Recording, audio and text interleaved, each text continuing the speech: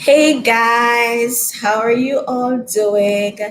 It's your girl Georgia, and I'm back with another live stream as you can see. And as the title says, we're just chilling today. It is Thursday and it is my weekend.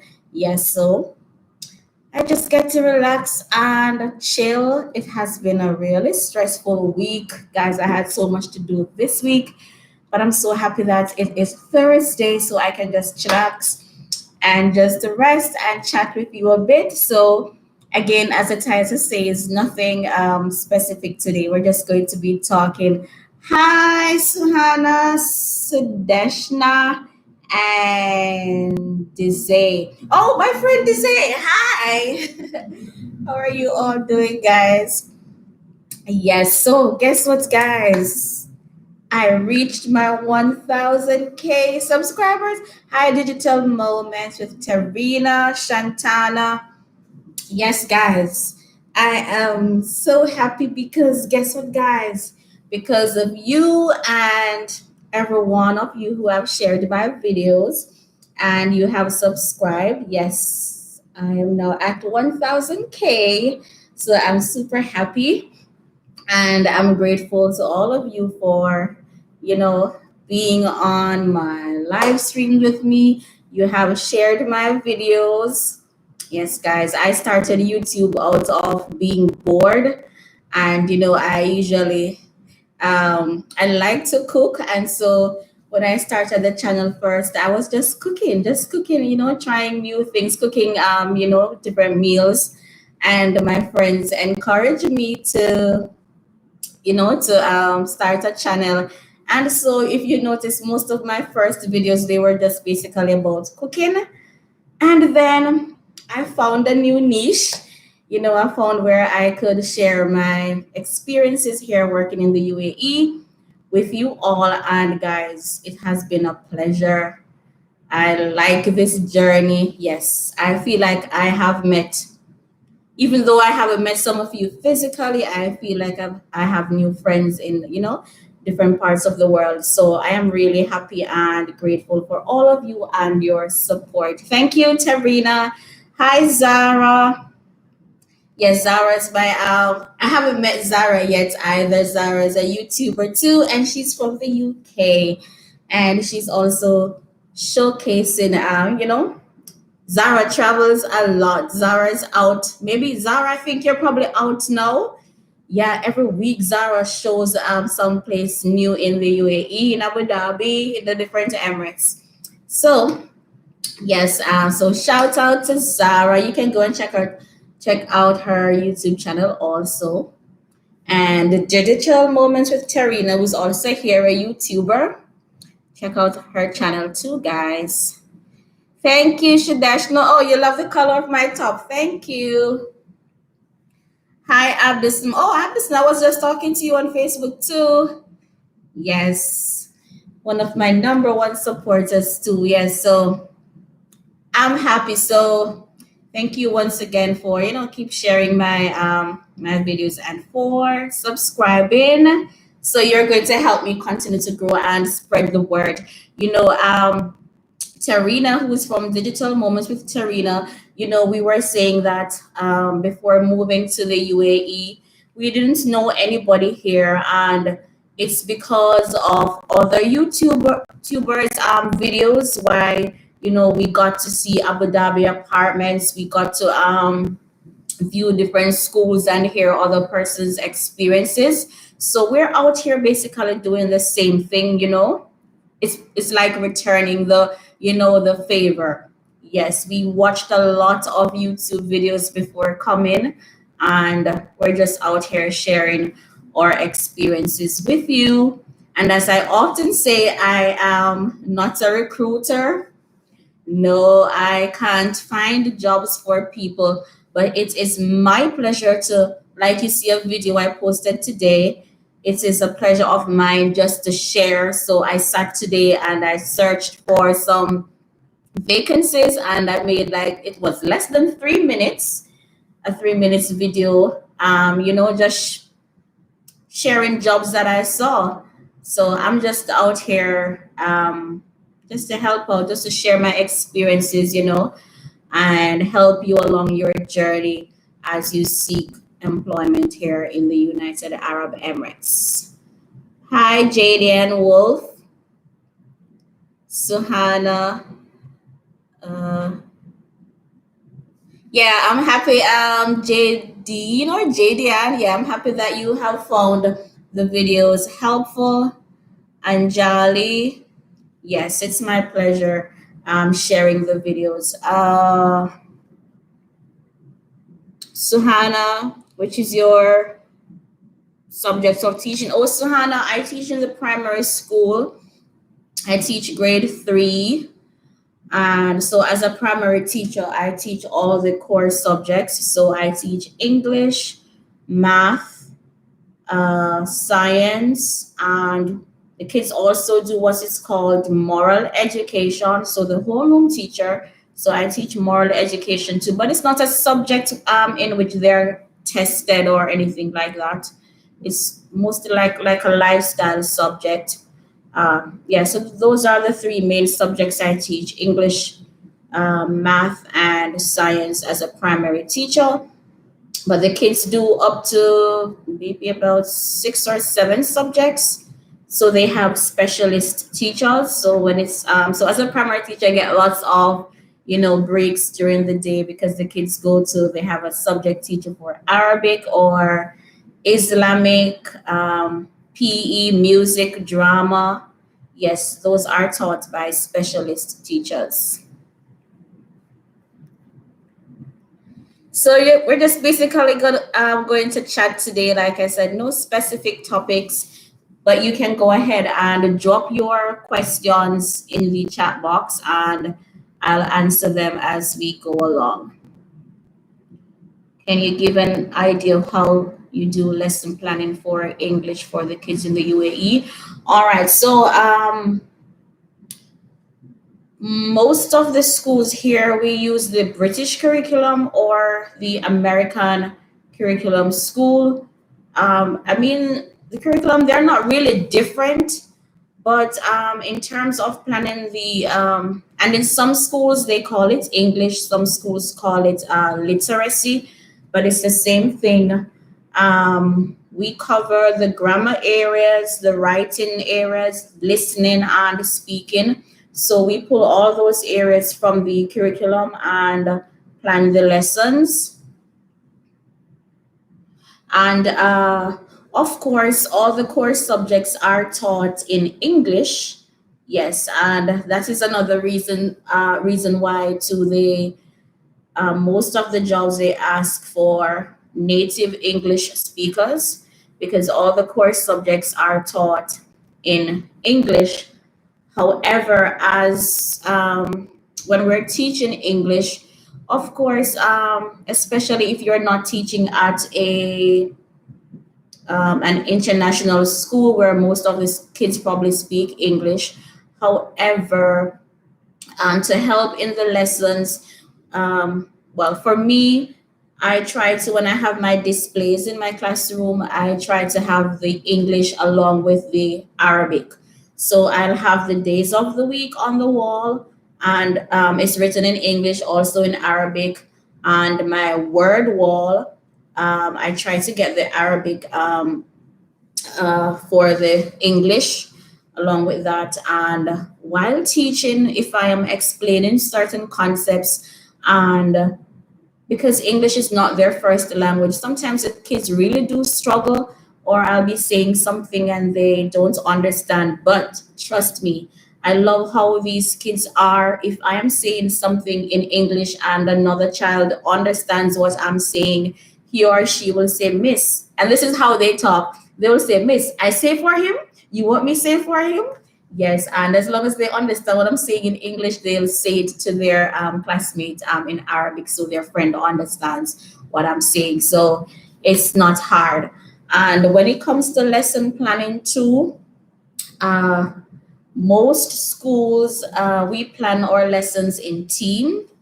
So like for example, my school, I am on the literacy, or we call it English team, and then we have the math team. and we have the science team. So at no given time, I am planning all of the lessons. But schools have their different ways of how they, in terms of how they do their planning. So for the whole year at my school, I'm just I'm just planning literacy, English, and I don't plan it every week. I plan it for 1 week, and then like I have 5 persons on my team, so it rotates. All right, so I don't find lesson planning stressful. And in the previous schools I taught, also, we just met as a grade and we decided, all right, you plan the literacy this week, you plan the math, you plan the science. So it's not a burden, having to plan all the lessons. All right, I hope I've answered that question.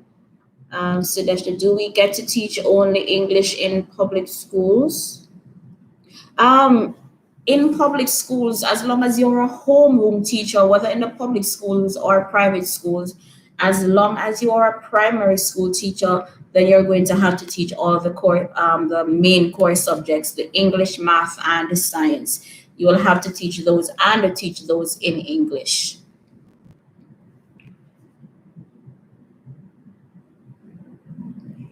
All right. Hi, Stacy and Duncan. Do they hire literacy? Yes, they do hire literacy specialists here.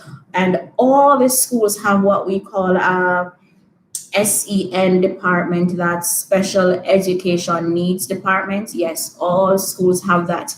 Um, and another, let me add this. In every interview, you are asked, what are your thoughts on inclusion? Because here, kids are not separated based on ability levels. All kids, irrespective of their ability levels, they're in the same classroom. However, special needs kids, they have what we call a shadow teacher. The shadow, depending on their level of disability or special needs, they have what we call a shadow teacher. This shadow teacher is employed by the child's parent, right? So this person comes to school every day with the child. In my school, if the person is not coming to school on that particular day, then the child cannot be in school on that day because this person is employed by the parents and follows the child to every class, sits in the class with the child. But separate and apart from that, every school has a special education needs department, and those that department they have literacy teachers or special needs teachers who come into the lessons like well, every school have their different schedule. Sometimes they will come into the class to support the child 2 or 3 times per week, or the child has sessions to where they go to that department, and those teachers they prepare what we call an IEP for those kids. So you, as the homeroom teacher, you don't have to prepare the IEP, individualized education plan. Yes, that is given to you. So from the get-go, you know that you have a special needs child in your class, and you know what they struggle with. If this is a child you need to have at the front of the class, or all of that is put in place. So it's not stressful. Yeah, so they do employ literacy teachers. If I move there, let me make sure I'm not missing any questions.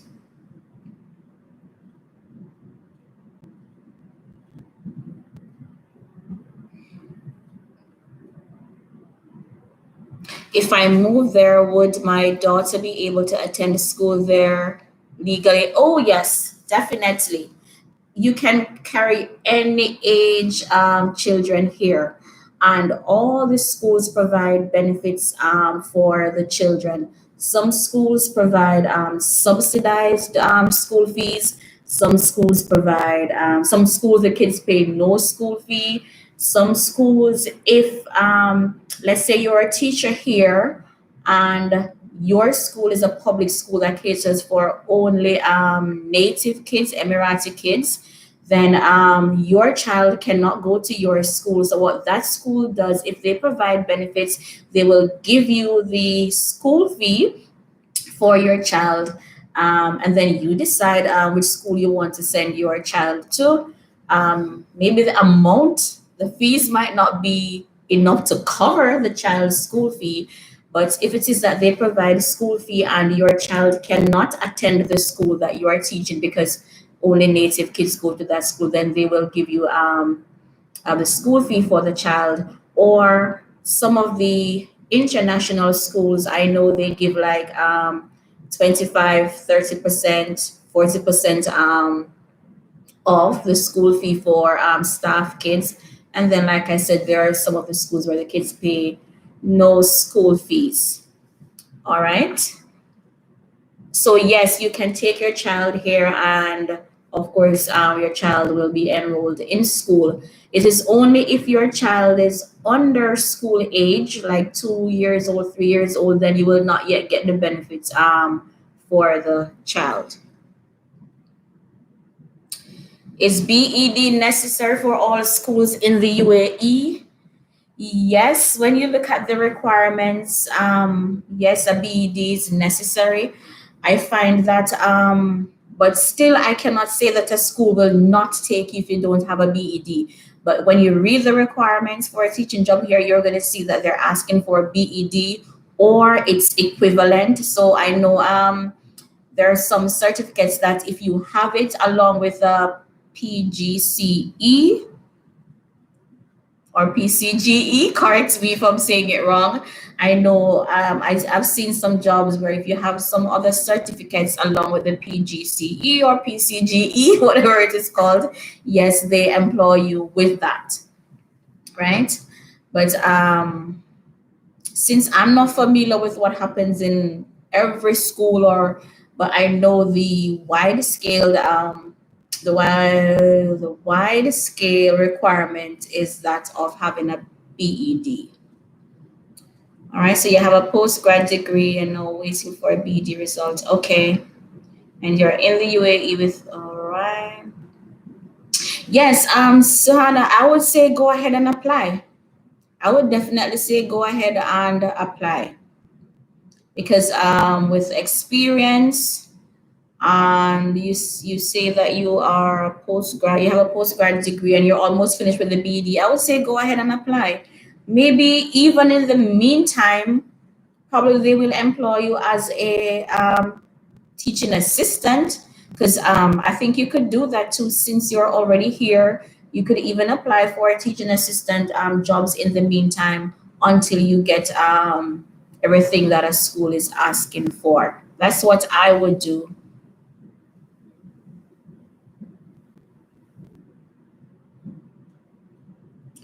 All right. You're welcome, Stacey Ann. If we have to teach all subjects in primary, is doing it to solve along with BD enough?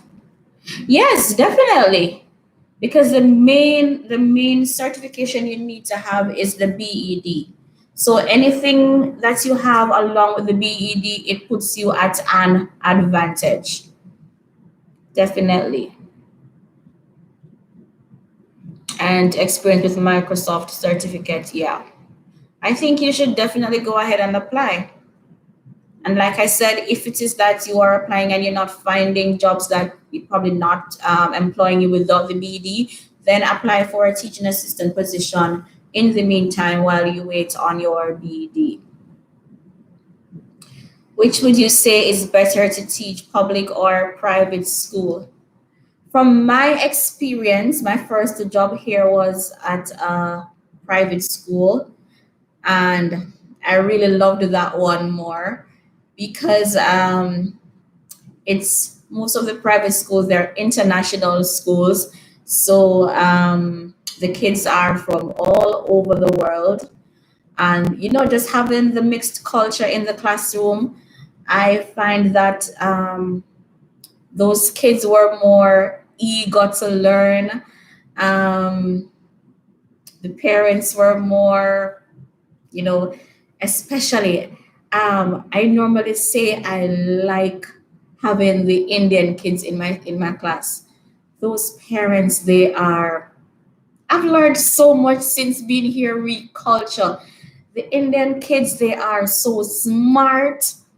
when it comes to technology, IT, but teaching in the private school, I felt like from my experience, it was more structured and somewhat discipline was better.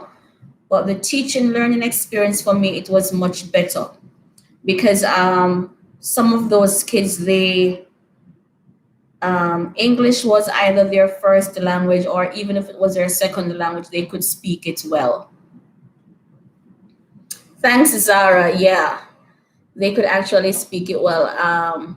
Now I am in my school now. It's semi-private, semi-public, but 95% of the kids at the school I'm at now, they are Arabic speakers, Arab kids, and yeah, so their English is not so good, but so far it's been good, and I'm really at a good school now. So, but if I were to choose, I would choose teaching in a private school just because of the mixed culture. Even though the staff in all of the schools, regardless of if it's a public school or a private school, the staff, it's made up mostly of expat teachers. Yes, there is English language and English literature. Yes, they do teach both.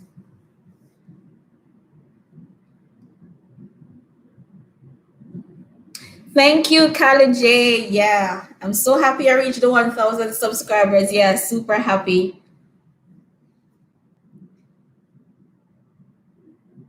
Is there private school anything like these in Jamaica? Is there private school? Um, like I said, the private schools, of course, the kids pay school fees, and it's kind of similar. But what I find is that in the private schools we have more international kids than natives. The international kids make up a larger portion of the school, and they normally, when they're doing the class roster, they make sure they do the mixture so well that you will have probably, let's say, 25 kids in your class and eight of them are Arab speakers. And then again, Arab speakers doesn't mean that they are from the UAE, but they are from like other Arab countries, so all over. But private schools, it's not much different. It's just the kids. I think the main difference is the nationality of the kids. Hi, Marlene. Yeah, present as usual. So we're just chatting today and just random questions. So you can drop your questions in the comment section and remember to like the video. And if you're watching and you haven't yet subscribed, make sure to hit that subscribe button and go and support the other YouTubers who are here. Zara Louise, she's from the UK. So, all of us have a little bit of everything on our channel. We teach at different schools because Zara teaches at a different school. So we all have different experiences. So you can go ahead and subscribe to Zara Louise channel. And of course, Digital Moments with Terina. She's at a different school. She has family here. So some of the information that you might need in terms of family, Terina is the best person to give you that information because she has gone through all of that process getting her family here.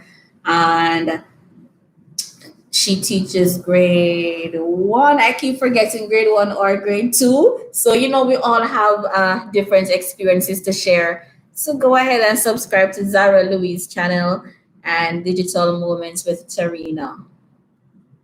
Yeah, you love Tarina's channel too, Marlene. Yes. Yes, the content over there is very good too. We just sit and we think, what do we need to tell them this week? Honestly, that is what we do. We sit and we're we can talk about this next week, we can talk about that next week, because as we said before coming here, we didn't know anybody here, and it was other people's YouTube channel that we watched, and got information. So we're just here supporting.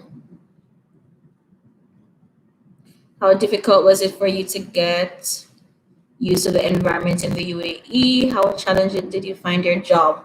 All right, so let me be honest with you. No, getting here was super easy. Like the recruiter, direct teacher recruitment. I mean, I still can't stop talking about her. She was just there every step of the way, helped me to prepare for my interview and all of that. And so getting here was okay. Getting used to the environment was also okay. But for the first couple of months, the environment was okay. Going to work was okay because there was a Jamaican teacher at the school, and the HR, when I was having a little issue, the HR connected me with her. So I was talking to her before I came. So, having somebody from your culture there made it easier. And, but in terms of the difficulty for me, coming home from work and you just go to your room and you're there all by yourself, and you probably know and then I knew Terina, but you just know two persons and you come home all by yourself, and then the reality click in that, guess what? You're in a new country all by yourself. You have left your friends and your family back home. Guys, I usually come home from work some of the nights and I cried, I cried, I cried. I was like, what did I do? What did I do? But the thing in the back of my mind was that I resigned my job back home. So I had to make this work, irrespective of how difficult it was. And to be honest, it was challenging in the beginning because school begins here the end of August, and I started working here the end of the month, that's October. And I was the third teacher for that class. I had three classes. Yeah, I had three grade six classes. Two of the classes were boys only. And guys, I won't lie.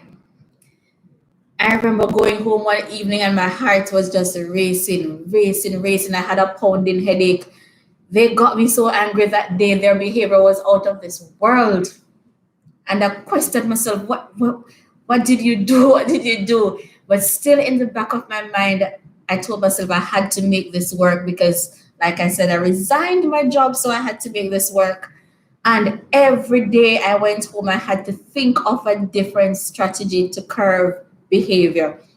But one thing though, administration was very supportive, and all the schools have, back in Jamaica, we call them job discipline.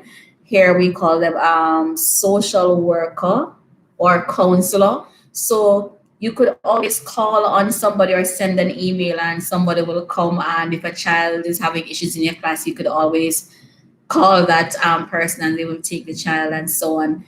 And then after after 6 months or so on, I've got used to, yeah, and I did have to change some strategies back home in Jamaica. I could say, go sit, stop the talking. That doesn't work here. We're not allowed to shout at them. So it's like I had to constantly find ways to bribe them sometimes, to curb discipline. It was a daily challenge. But over time, you get used to things and you know how things are done, and then it got easier. It got easier. So I'm not gonna say it's okay, it's all perfect. It was challenging in the beginning, but as I got used to it, and to be honest, you get support from the school. They do support you, and you're not going to have a whole class giving you a headache. Sometimes it's just one or two kids, and then you find a way to deal with it and it works. Yes, Jadian, go over to Terina. Yes, yes, support her. Uh, Marlene, while you were job searching, how long did it take you to get a job? Really, Marlene, you're searching for 4 years. Ah, trust me, when I applied back in 2017, I applied in August, towards the end of August, and by the September, I did an interview. Within within 3 weeks, I got an interview because what would happen is that the recruiter, she would send me jobs every day. I got emails because once you're in her database, all the emails come to you. But one thing I did, whether the job was something that fit my area of study, I would always reply to her, "Thank you for sending me this email." However, because sometimes she would send me jobs like in Kuwait or in Oman or the other Emirates, and I would specifically say to her, "I want to work in Abu Dhabi or Dubai." So I responded to all of her messages, but it wasn't hard.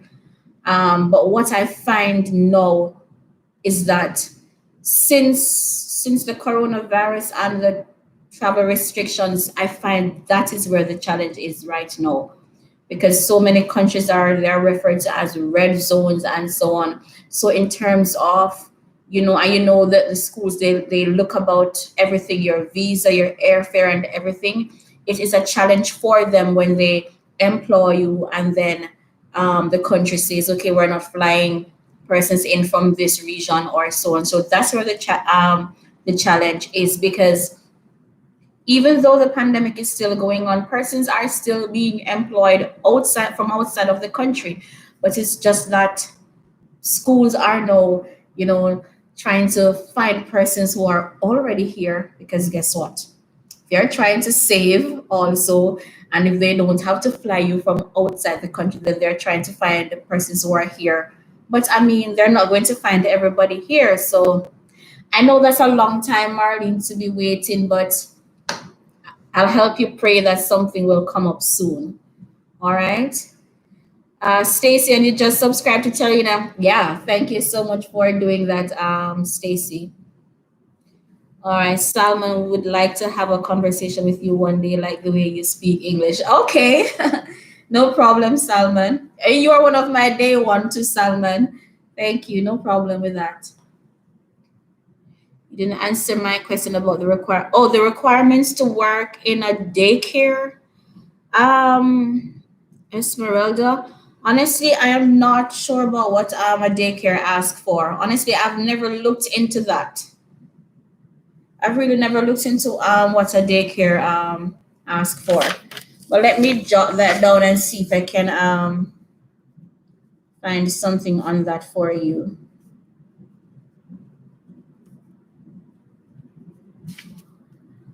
I guess that wouldn't be maybe like the nurseries. All right, so I'll have a search on that and see if I can find anything for you. Hi, Chef Yuva. I'm well, thank you. And Chef Yuva is a Jamaican, so if you want to try Jamaican cuisine, Jamaican food, go ahead and check out Chef Yuva's adventure. She's here. She's a chef here in the UAE, serving up some nice Jamaican food. So if you're into Jamaican food and you like to try new things, go ahead and check out Chef Yuva's adventures and subscribe. Did you ever face a fussy parent there? How do you deal with such parents, or is it like the parents are super supportive? Yes, I have met fussy parents. You will find the fussy parents indeed, not a lot though, but maybe in every class you're going to find one. However, following the chain of command, and what I find here is that when paper trail is very important. If you are having an issue in your class and you have evidence to provide to say this is why I did this is why I said this is what happened, the school supports you. Yes, parents will be fussy in terms of they might send you on, because here, when it comes to emails, and this was something new for me too when I came here, you have to check your emails right throughout the day. Right throughout the day, you have to check your emails. So sometimes a parent might just make a fuss that they emailed you and you didn't respond. But the school will say to you, a parent emails you, you have 24 hours to respond. Um, a parent will say, I messaged and he or she didn't respond, but they messaged you after school hours. And again, schools will tell you after you go through the school gate, you're not obligated to answer any emails. A parent might fuss to say, my child said you shouted at him or her today. And sometimes, a lot of the time, you didn't shout, or the child was very disruptive or something. They will fuss about some little things. Um, but they say good understanding, but it's not a majority, honestly. It's not a majority. But like I said, you get support from administration when it comes to things like those. And of course, I try to build a relationship with the students. And when you get them into the corner you want to get them into, yeah. Um, but And like, oh, and the parents, sometimes they'll fuss if they're not hearing from you. They like to get emails. They like to know what's going on. So if they're not hearing from you, they will fuss about that sometimes. So it's just having a line of communication open, and when they feel like they can reach you, then they'll support you. Sometimes it's kids will be kids and they'll go home and say, teacher did this or teacher did that. But I had to change, of course, I had to change some of the ways I deal with things when I got here because it was different from back at home when I say I could shout, stop the noise. I think one day I said, shut up. And I didn't know that that wasn't acceptable to say shut up because if back home in Jamaica, I could say stop the noise or shut up, you know? So as we go along, there are things we learn and we change. Uh, a silly question. Do you have any domestic help or do you do? I do most of my work myself. However, um, domestic help is easy to get. So sometimes when I can't bother to clean, then I'll have somebody come in and clean. And it's not expensive either. You can pay up to like 35, between 25 and 35 dirhams per hour. And most time the cleaners will clean in 2 hours. So I do the cleaning and then sometimes I have somebody come in and clean. And there are lots of people here too. They get nannies to come in or live in helper then. That's not expensive to pay either. Well, depending on your salary. So you can have somebody live in or just come and go. Some persons have persons come in 2 to 3 times for the week to do their cleaning or their ironing or so on. So yeah. And so depending on your size apartment, because some schools offer a 1 bedroom apartment for single teachers, and for single teachers, some schools their accommodation is a studio. So it's just one open floor, and just the bathroom and the kitchen is separated. Yeah, a studio for a single person, and but still they still give you your furniture, so your kitchen will have the fridge and the stove and the microwave, and you get all schools give you a washing machine, and you will have your bed and your closet or your wardrobe.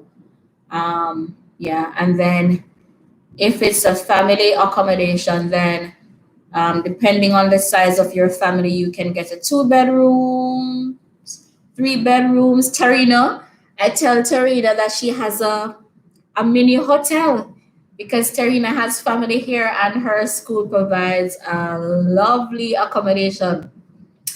Yeah, Tarina, you can go over and look at Tarina's apartment. I tell her it's like a mini hotel, and she has 2 kids, and she has a maid's room, and she has what you call it, a guest room, and maybe about 3 bathrooms, kitchen and dining and laundry room. So I often say that one thing for sure is that they take you from your home country and they do provide you with comfortable living space.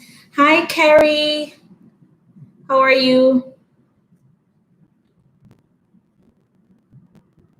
Yeah, so let me go back up a little bit. Serena is saying having a mixture of culture in the classroom has lots of benefits. Yes, I really liked it when I was in the private school and when we had International Day and you had the Indians with their stalls over here, and we had our Jamaican stall over here. We're playing our Bob Marley, and we're you know having the different foods, and everybody dressed in their different country costume and all of that. It was quite fun, but we haven't had, well, the public schools have it too, but we haven't had that since COVID.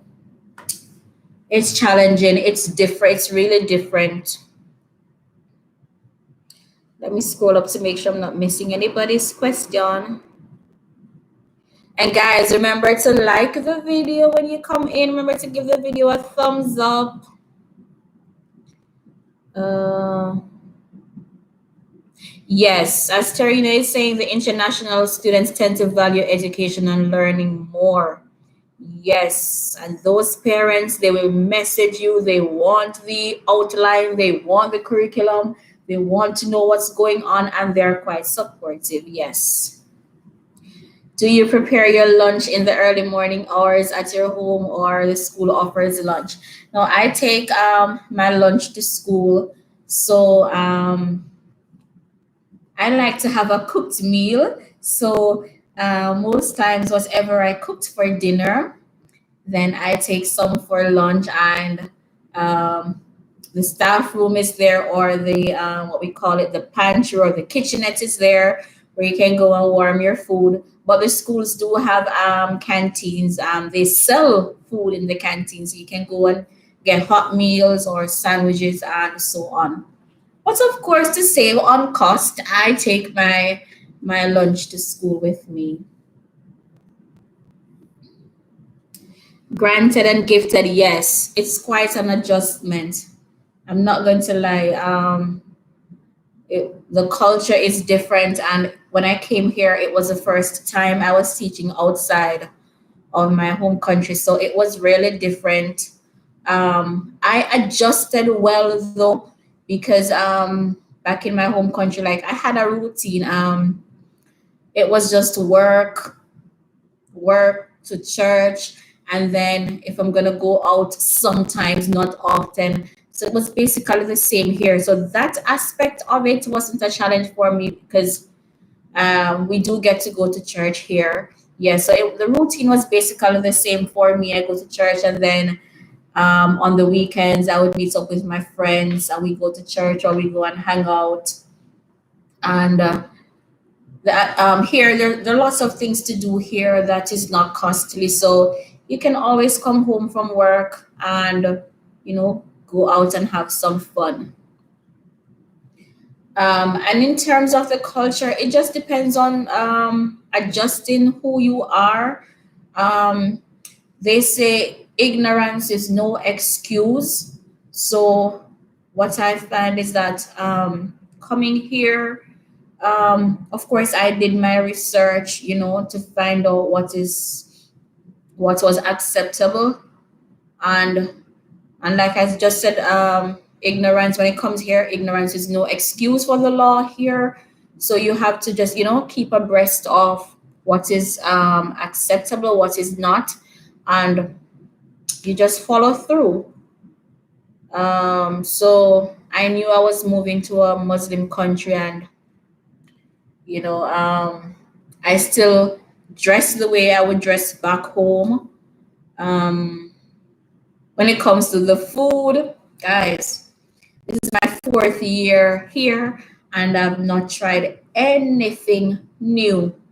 Nothing new.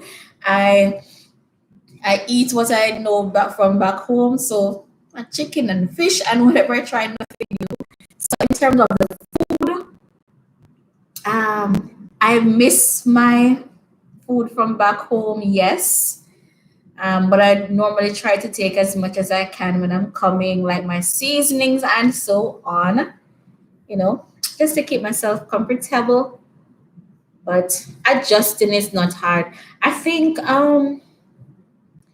the challenge comes if you and you come here alone, like you know, like you have kids and you have to come here without your kids. I think the adjustment might be a challenge there. You know, you miss your family back home and so on. But I adjusted.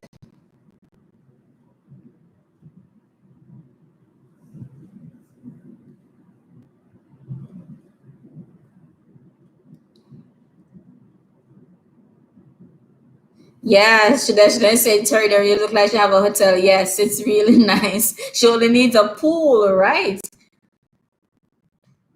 Where out where Tarina is, it's lovely. The beautiful park. Um, the park where Tarina is at, they have I call it an outdoor gym. So many equipment, exercise equipment.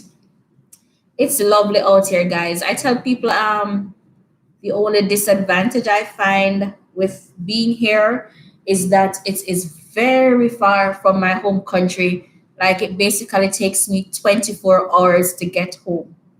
So that's basically the challenge I find here, the distance.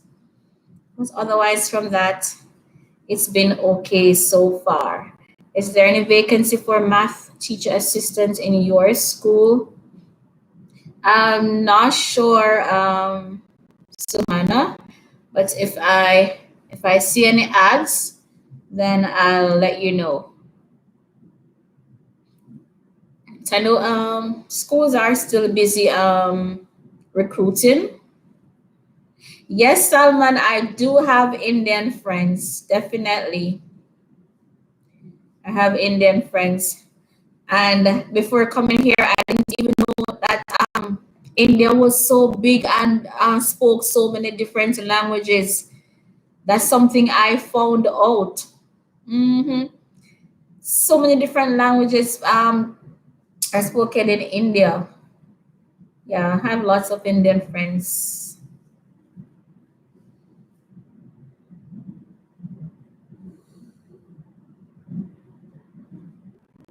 Was it easy to make friends? Yes, it's easy to make friends. However, um, you know, people will be people. There are some persons who just stick to their nationalities in school. So they're from this place and they just stick to those persons from their country.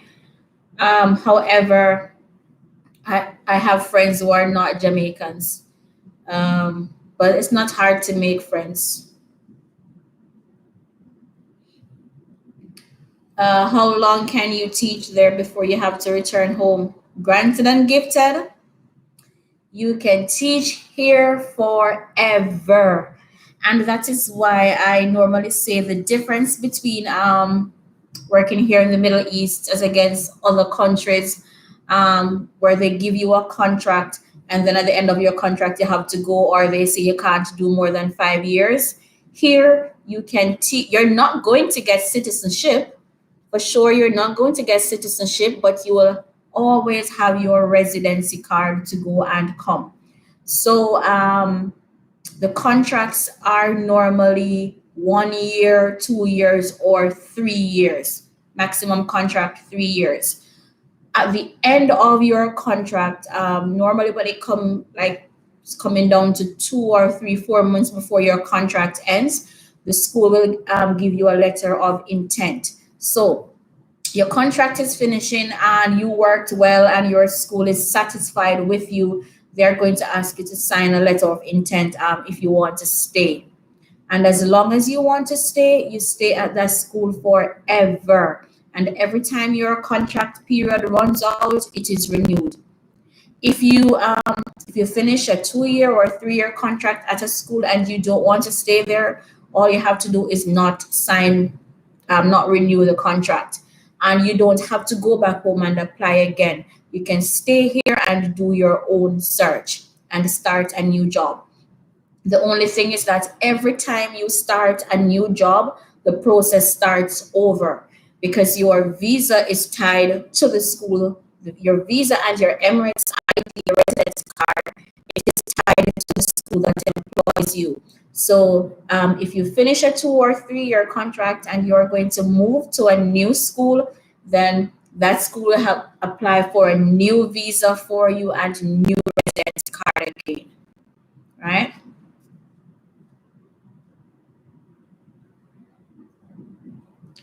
How Africans can increase their chances of finding a job in the UAE.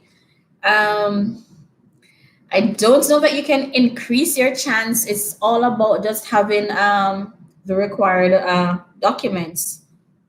And the truth is that some schools, they specifically ask for a certain nationality. But all you need to have is the different requirements. And having that, you just apply and hopefully you get an offer. But nothing really increases your chances.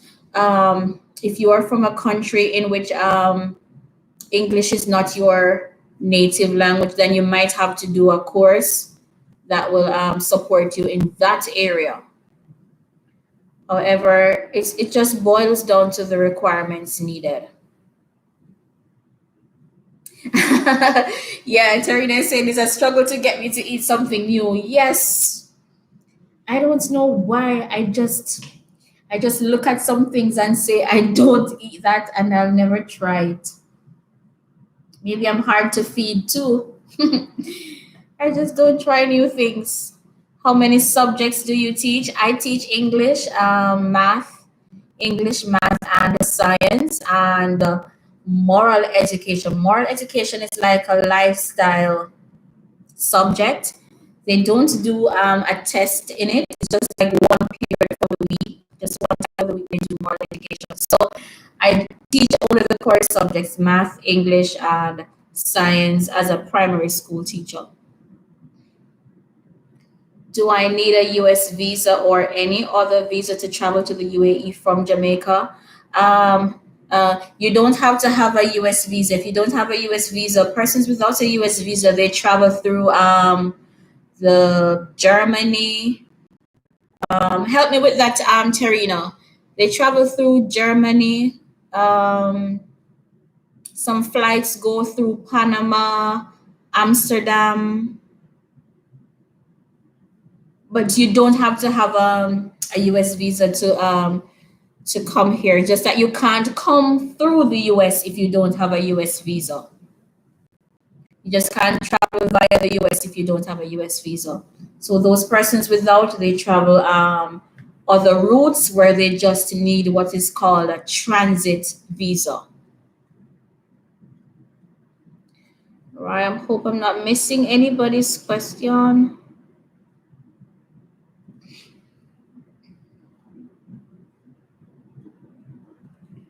Were you placed under some in charge or supervisor in order to learn the work there when you got your job? Yes, Anjali. When I joined, because I joined in October and schools here start of August. The class that I took at that time, what they did was to make that teacher stay in the class for 1 week, and I observed her, and then the week after, I took the whole class. However, If you join at the beginning of the school term, normally new teachers would join a week earlier in August and go through a week of training to get them prepared. And but every week, schools have what we call professional development. So there's always ongoing training. And during the first months, observation is frequent. As a new teacher, observation is frequent. Sometimes observations are formal, sometimes they're informal, meaning the formal ones are planned. They will tell you like 2 or 3 days before to get you prepared that you are going to be observed. Sometimes they will tell you which lesson they're coming to observe you for, or they will allow you to choose the lesson that you want them to come to. The informal ones, they call it 5 minutes walk or sometimes 10 minutes, but you don't know that they're coming. They just pop into your class. They just walk in. So because they're trying to come and catch you to see if you're doing what you're supposed to be doing. So the observations are frequent while you are on probation, because yes, definitely you are going to be placed on probation when you join. Some schools give 3 months probation, some schools give 6 months probation. The ones that give 3 months probation, sometimes if they realize that you are struggling and might not pass your probation, some of them are lenient and they will extend your probation another 3 months or another 2 months or another month and give you time to make amends. But you can I tell everybody you can pass your probation. You know your roles and your responsibilities, and if you're like me, you'll tell yourself, you know what, I leave my home country. This is my job now, so I have to make it work. I will do. And one thing with here, they're serious when it comes to a teacher playing their roles and responsibilities. You have to get the job done. You have to plan your lessons. You have to be at your class on time. You have to be at school on time. You have to supervise the kids. So, I mean, it depends on who you are as a person.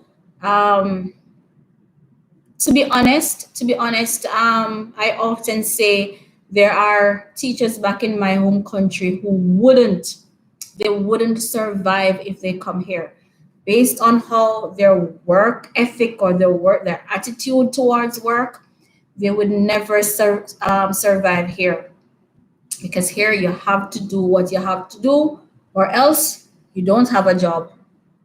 So I tell everybody, you can pass your probation, and just always be in the know. Ask questions, seek help, and I mean, it's workable.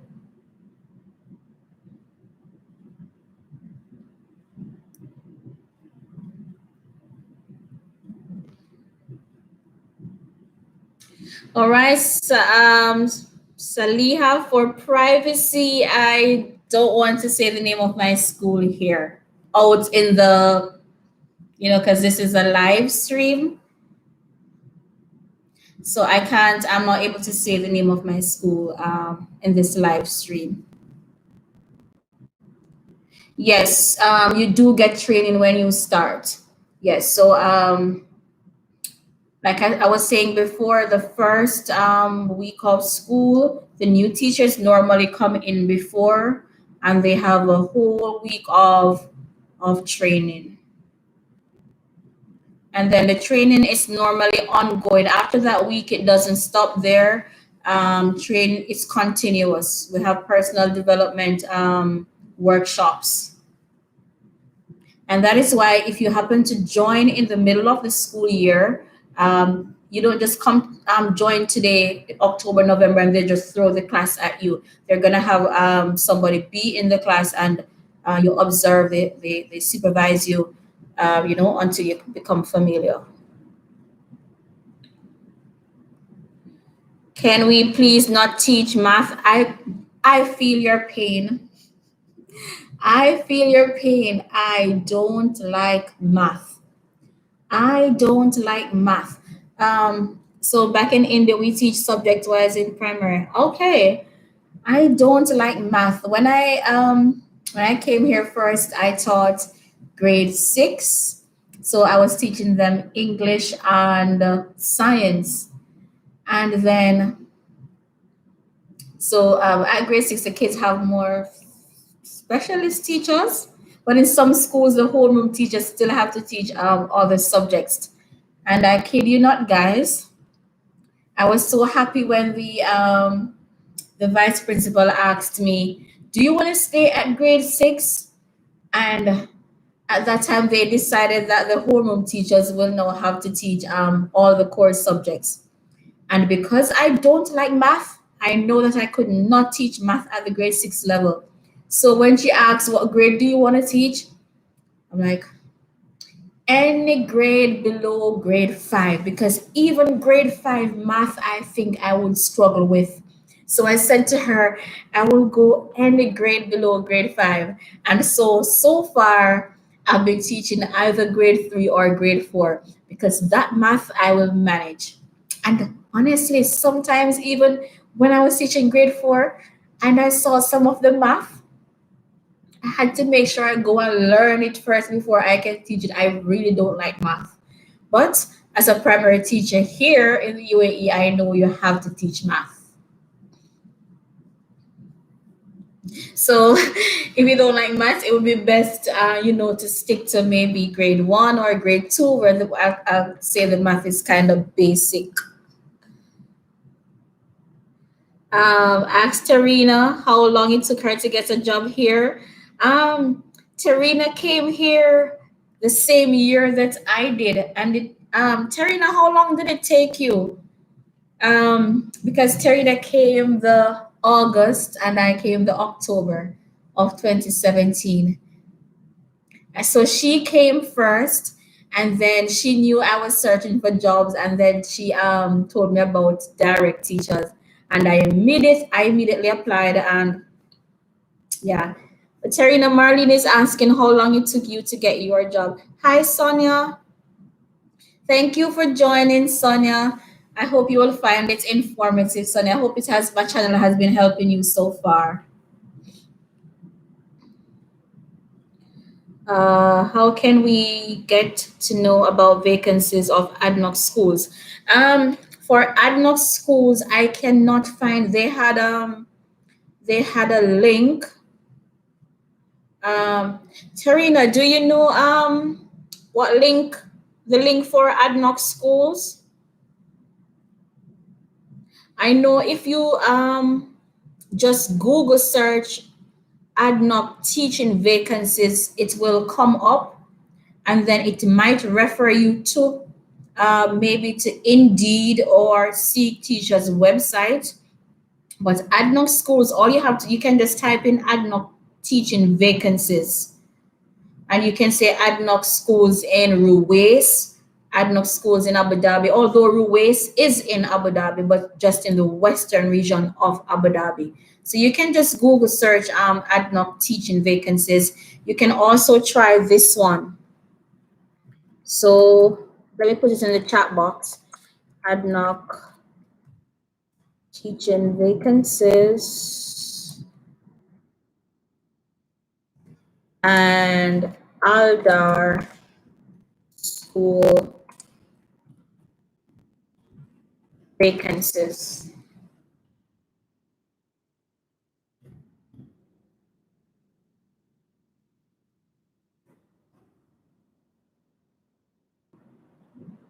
Most of the teachers from my home country, they teach with ADNOC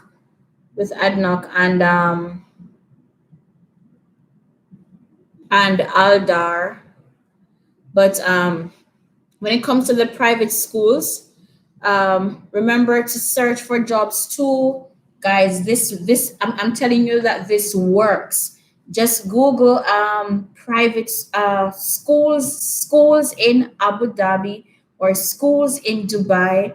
And when the school names come up, then you just click on the website and you're going to see a section that says careers or job search, or it might say vacancies, or it might just say apply.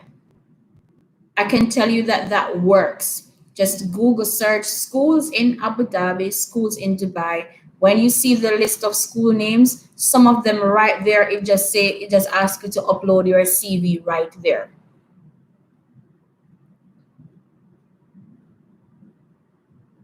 Oh yes, Salma, I will do that. I have one video like that up, Salman, where I had okay, Salman is saying I should invite teachers of other nationalities to my channel to share their experience. So I have one video like that up.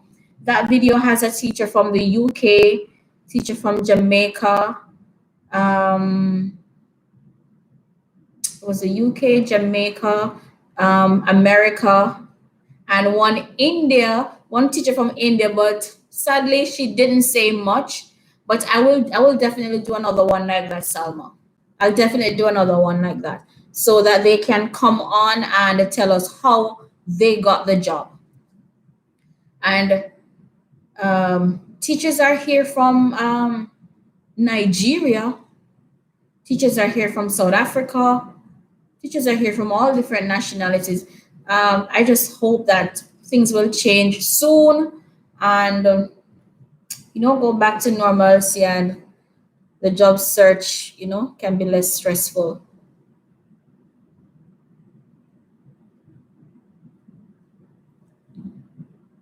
Hi, Divya. I am following BEd in teaching English as a foreign language and completed.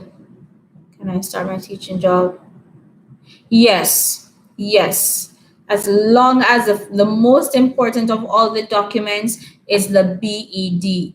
And as long as it's in education, it's you're good to go. Definitely. And you have 2 years experience, yes. Definitely you can get a job here.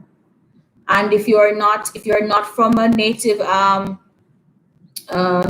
English speaking country, then if you have done any other documents to support you that can support you, then you can also go ahead and submit that. Hello, Oludo Dolapo. I hope I'm saying your name correctly, but hello and hi, Bob. Thank you guys so much for coming on my live. Really appreciate your company. And go ahead and like the video and subscribe. Hit that subscribe button if you haven't done so yet. We're just out here sharing our experiences with you and to help you on your journey as you search for jobs here. As a holder of the Bachelor in Science, Political Science Education, that sounds to me more like political science. This sounds like a tertiary college job, because definitely not the primary school. And in terms of the high school, political science, this more sounds like you would get a job in one of the colleges.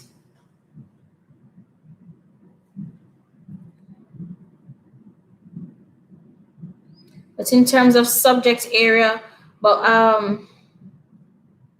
what subject area did you cover while doing that degree? Because I'm not sure what political science covers. Do you carry your work at home, or is it that you are required to do everything in school? It's up to you. It depends on how you work. When I was at my first school, I usually take home books to mark, and I would be coming home with lots and lots of books. And I had to reach a place where, I told myself I need to leave work at work. Sometimes it's kind of hard getting everything that you need done at work. but it can be done. So even if I take work home, it's not a lot, right? So during my breaks, um, I'm, or during the day, I try to make sure that, I'm marking, I'm grading in the meantime, because taking homework, especially if you're coming home to kids, you're going to be tired and burned out. So the more you can get, but nobody forces you to take work home though. You leave work at work. My former principal would say, when you go through the gate, whatever you do after that time, it's up to you. And what I love about working here, when I was in my home country and we were on holiday, we were taking home papers to mark and to do reports on holiday. Here in this country, um, assessments, tests are done up to 3 weeks before school ends. Test is done, graded, and reports go out a week before, or even the same week when school will close. Reports go out. So once you're on holiday, it's holiday. Um, Before going off on a holiday, you have to write the lesson plans before you go off. So you're not on holiday and thinking, school is reopening soon, I'm going to have to write my lesson plans. No, the lesson plans have to be submitted before you go off on holiday. So the work you take home, it depends on you. Sometimes you get some things that you weren't looking for. Yes, like sometimes you actually feel like you're doing administrative work. Yeah, it does feel like that sometimes, especially the beginning of the school term when they need this kind of document and this and that. And it sometimes it do feel like you are doing it, but I mean, you just have to strategize. I procrastinate a lot. That is something I'm trying to get over. I really do procrastinate. I will get the job done because if the thing is due today, they have to get it. I will get the job done, but I procrastinate a lot. So sometimes I put myself under pressure. But hi, Shantana. Hey, sweetie. I got a teaching job in Abu Dhabi, but they're just delaying to send me the job contract. Is it COVID related or the company that I applied to is a scam? Um, it's a scam if you were asked to pay money. It's a scam if you were asked to pay money. If you know the name of the company, you can research them to see what feedback you are getting online. Um, I know of a particular company, though I can't say it here. They have very good schools, but sometimes they take so long to respond to the emails. Yes, they give you the offer, they give you the offer letter, and the offer letter is not the contract. So then again, you don't get the contract. You get what is called an offer letter stating what's your offer, the benefits, the type of contract, but you don't get the actual contract until you're here in the country. So I often say the offer letter is just an offer. It's an offer until they say to you, it's time to fly you here. It's an offer until they say to you, we're now processing your work visa. Right? So they can rescind on the offer at any time. It's just an offer. But until they say to you, we're processing your visa, then you know it's time to come. But if they're not asking you for money, then I don't think it's a scam. Um, some of them, the HR, they do delay. That can be a pain sometimes, the HRs. But yeah. And if you happen to know the name of the school, you can research and see if they have a Facebook page or if they have a website or so on. All right.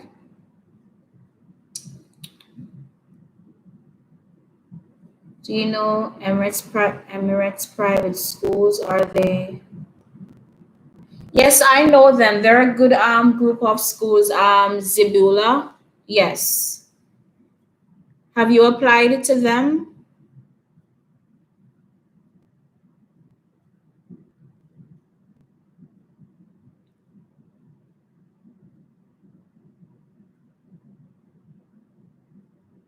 Mohammed is asking, can we directly go and ask about the vacancies in Adnock School, Ruwais or Gayati for a teacher assistant, or we have to go to Abu Dhabi?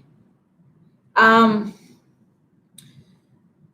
there are schools, but I know for my school, no visitor is allowed on the school compound without having a COVID test. So even parents, not even parents are allowed in school now because of COVID test. If a parent wants to come in for a meeting, the parents have to have a COVID test. So a lot of schools aren't allowing any visitors onto the school compound, and that's what make it a bit challenging now if you're already in the country and you want to go and drop your applications off directly. Or otherwise, I think you can drop it off at the security and ask them to drop it off to the HR. Otherwise, all the applications have to be done online.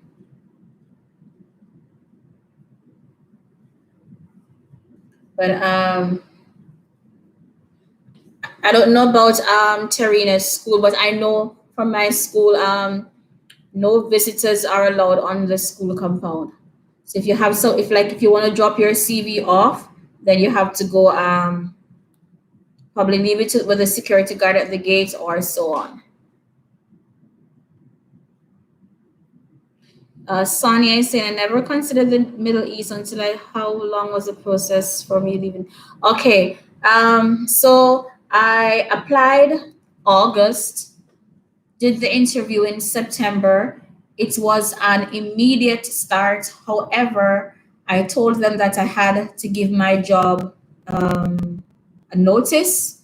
That I asked them for time to resign and to get my documents prepared because it happened so fast that I had to get my apply to my college to get the um, the transcript right. I had to wait on the transcript from my college, and then when I got the transcript, I took the transcript along with my degree to the Ministry of Education to get it attested there. And then after it was attested at the Ministry of Education, then I took it to the Ministry of Foreign Affairs, get that attestation. So when I apply, what the schools do is that they ask you to give them the documents so that they can first check if you are qualified, and then they're going to ask you after that for the attested documents. So it is a must that you have your degree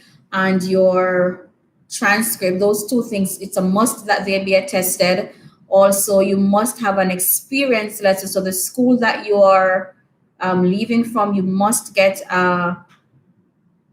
what did I just call it? You must get an experience letter, and that letter just basically 5 lines on the school's letterhead to say that you have been teaching at this school for X number of years in this position, stamped with a school stamp. Then you take that letter also to the Ministry of Education to be stamped and the Ministry of Foreign Affairs. So those are the 3 important documents you need attested. And then a school will also ask you for 2 recommendations. So a few persons asked me if the recommendation was the same as the experience letter. No, it is different. So having gotten those, you submit them. They are going to ask you for UAE attestation too. That is another challenge because in Jamaica, there is no UAE embassy. So some schools insist on saying to you, you need UAE attestation before you come here.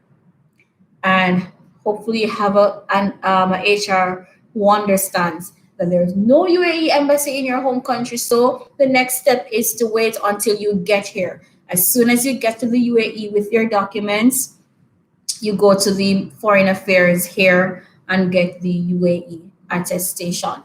So the process, it doesn't take long. The process just depends on how long the school takes to get you here. If it's an immediate start, then they will work seriously. They will do it fast to get you here. So as long as they have your documents and so on, next thing they're going to do is to send you your visa. The visa is just a paper. The visa is sent in your email and you print it. You print it and that's what you travel with until you come and they process your documents and then your real visa now goes into your passport. So the school pays your airfare. They're going to ask you where you're traveling from, which airport you're traveling from, and they book your flight and they arrange for somebody to pick you up from the airport. Take you to your apartment, and when you come to your apartment, they provide you with all the basic things you need. And some of them will take you out the next day to go and shop. But the process is fine. It's okay. Yes, Saliha, I do have an Instagram. Let me drop it right here.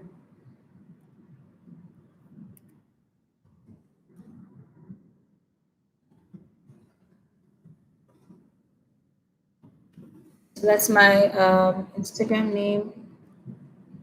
I'm still following my BED first year. I have another 2 years to complete. Yes, Divya, I think you can, in the meantime, since you are not finished yet, uh, um, maybe it's not time to apply yet. You already have 2 years experience and okay, level 5.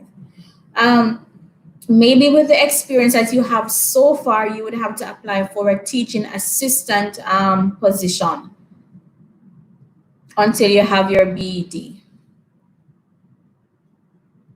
Okay, you prefer to work in Dubai. Okay.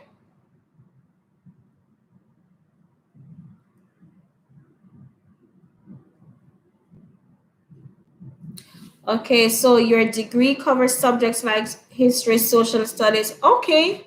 Oh, well, that sounds like a job in the high school then. Definitely a job in the high school. So what you could do is to search for high school jobs. Definitely a high school. Hi, Shella, watching from Fajera. How are you, Shella? Thank you for joining. As of now, I have 2 years of experience in teaching English in my home country. I also have BED in economics and English. If you have a BED in English, then you can teach English in the secondary school. Because to teach in the primary school, your bachelor's definitely has to say bachelor's degree in primary education. Definitely to teach in the primary school. So if your BD is in English, then you have to apply for high school teaching jobs. Because in the primary schools, the homeroom teacher has to teach English, math, and science. So they don't have specialist teachers in the primary section of the school. Hi, Tonian. Thank you for joining. I visited your channel today, Tonian. All Things Tonian has a channel too, so you can go over and subscribe to All Things Tonian.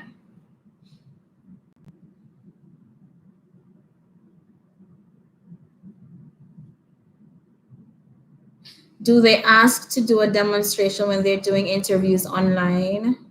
If they ask what is the process, do they give lesson topics? Okay, when you are in the country, they ask you to come into the school to do a demo lesson. However, since the virus now, yes, there are schools who are asking during the interview online to do a demo lesson. Previously, I know some schools still do that in the interview. If they don't ask you to do a demo lesson, they will ask you to tell them about a lesson that you taught that went really well. And they will say to you, walk us through.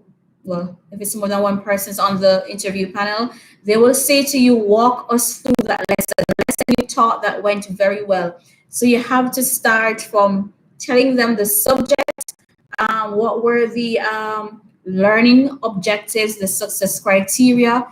You have to tell them how you introduced the lesson, all of it, the method you used, everything that you did. And at the end of it, they're going to ask you, so what made that lesson go well? What did you do? What did you incorporate in the lesson? So you have to walk them through the entire lesson. Now I know that there are some schools who are asking you to do a demo lesson. Again, some of them will give you the topic. They will tell you the subject and the topic of the lesson. They will give you the you call it again, the standards. Will give the standard that they want you, the standard they want you to follow, and you have to teach that lesson as if you were in front of a class. So probably you have to make the interviewers pretend that they are the students, and they give you the grade, the subject, and the standard that they want you to follow. Hoping you're aware of what I mean by the standard. You take that from the curriculum. So you would find the standard that matches with the topic that they ask you to teach. And you plan the entire lesson just the same. Have your, every lesson, you must have an introduction, a short introduction, something that will hook the students. Something that will, at the end of the introduction, the kids should know what you're going to be teaching. So a very, like I said, something that will hook them, grab their attention, an interesting and interactive something introduction, and then the format of a lesson plan, you introduce it, and then you go into the mini lesson. So you teach, you do the mini lesson, you guide, and then what will the kids do by themselves? Independent task. What will they do by themselves? And then how will you end the lesson? You must have what we call a plenary. How will the lesson end? How will you recap the lesson? Right, so yeah, that is done. Right, and if they don't give you the lesson topic, then they might ask you to choose a grade and a subject. All right, so even though it is over the you're doing it online with them, you still have to plan it in such a way that it's as if you are in the classroom.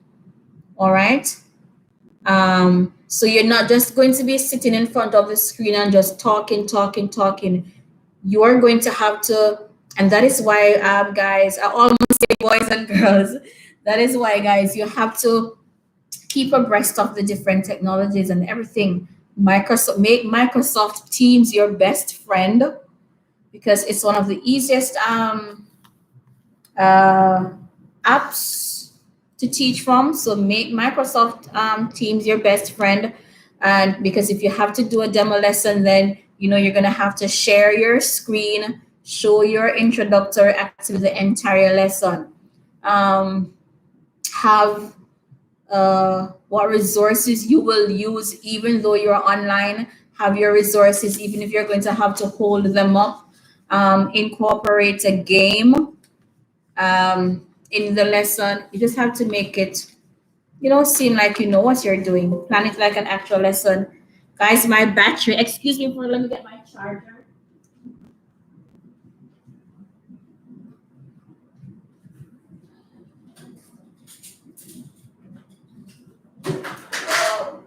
As my battery is going.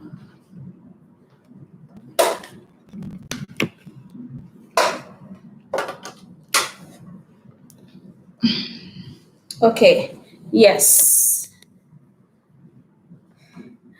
You open the envelope with your transcript by accident. Talk truth. Yeah, you weren't supposed to open it. Hopefully when you go to the ministry, you will find somebody really nice, because you're not supposed to open the transcript. Just the way they give it to you, you have to take the ministry, and they're the ones who should open it, and then they attest it, and then you take it to Ministry of Foreign Affairs. Fortunately for me, that happened to me. I was the one who opened it. Um, that college who I got one of my transcripts from, they were like a pain in terms of me getting it on time.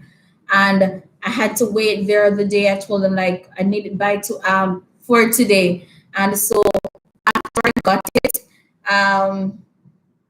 something with the seal and they didn't get to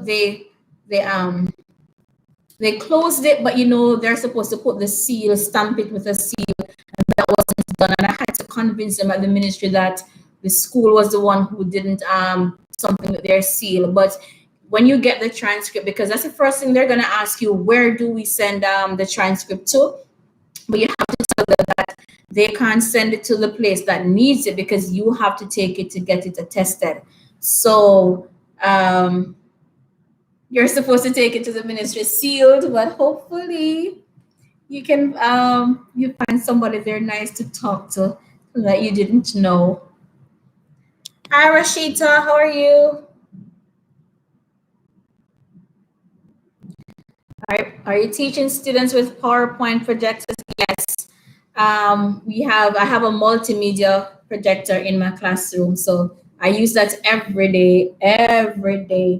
So there's some classrooms with a multimedia projector, and some have the interactive whiteboard. That one can be a challenge to use because when I came here first, the whiteboard is easier to use when you're just using the whiteboard with the projector. But with the interactive whiteboard now, that one I didn't know how to use, but the kids, the kids how they are with technology. So Miss, press this, Miss, do this. My kids actually taught me how to use the interactive whiteboard. Yeah, but yeah, all classrooms do have a projector or an interactive whiteboard. Please share your skincare routine. My skincare routine is water. All I do is wash my face with water. That is it. And I'm looking forward in a couple of months to my 41st birthday. In a few months, I'll be 41. But my skin routine is just water. Wash my face with water. And I hardly drink water. That's something I should tell you that I'm working on living in the desert area and I don't drink water.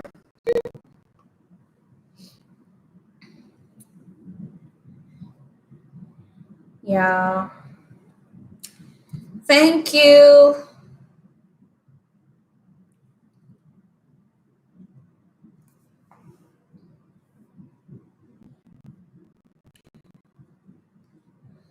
All right, guys. So just keep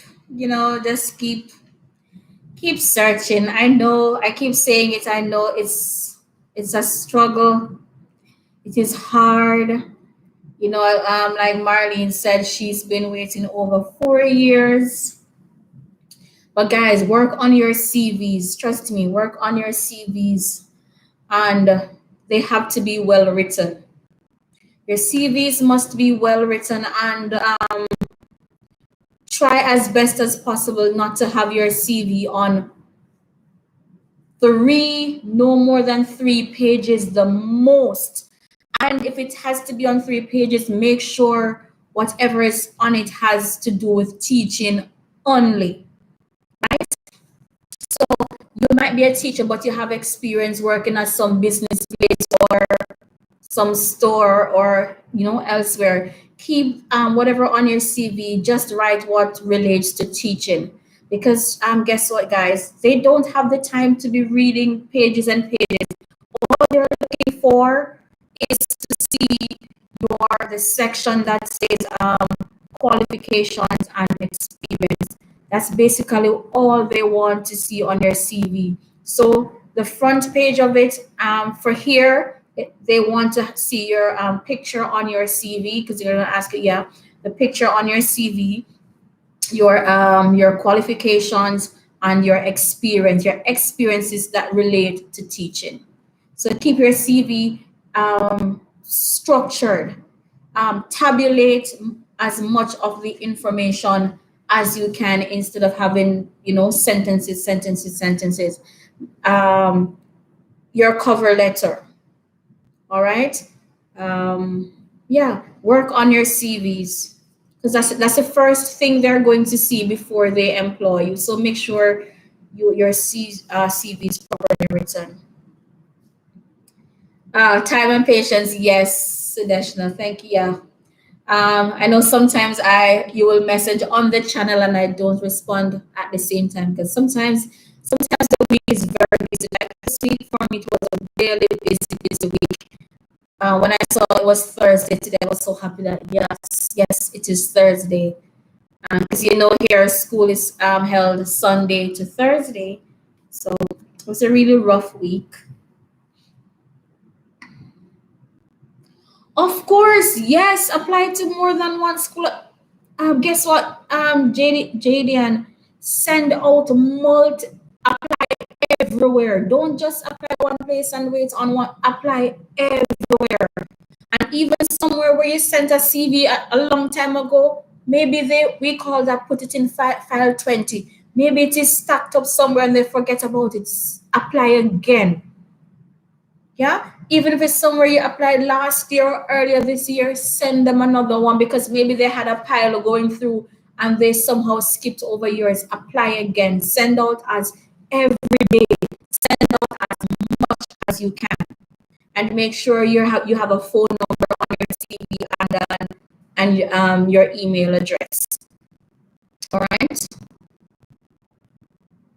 No, I don't work for the MOE. My school is a semi private, semi public, but not for the UA, not for the MOE.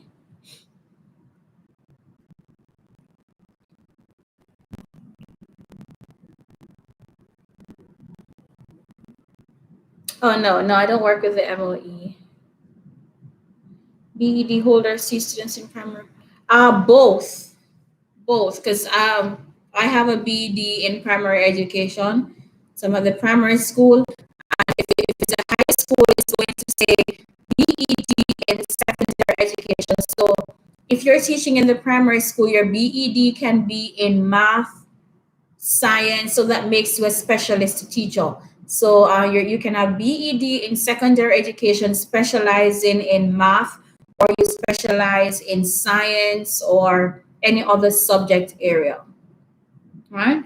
But what I know for sure is to teach in the primary school, we must say bachelor's in education primary, or bachelor's in education secondary, or if you're a specialist teacher, like you're a literacy specialist, it says bachelor's degree in literacy education or special needs. And this certificate you're asking about, I'm not sure about it, but I know the BED is a must, and then anything else that you have that can support you, any other certificates, you just send them in also. But the thing is that honestly, I can't tell you whether or not a school will accept you with what you have. I can just tell you the requirements, and then you just have to apply, and hopefully you get a response from them, right? Um,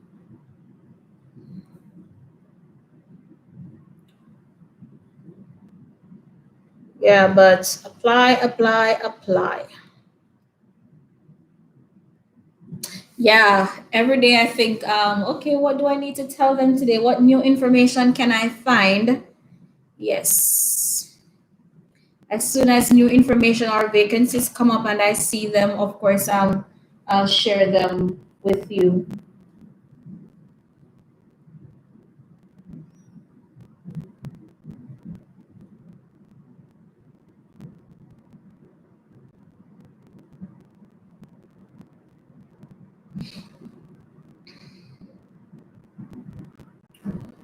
All right.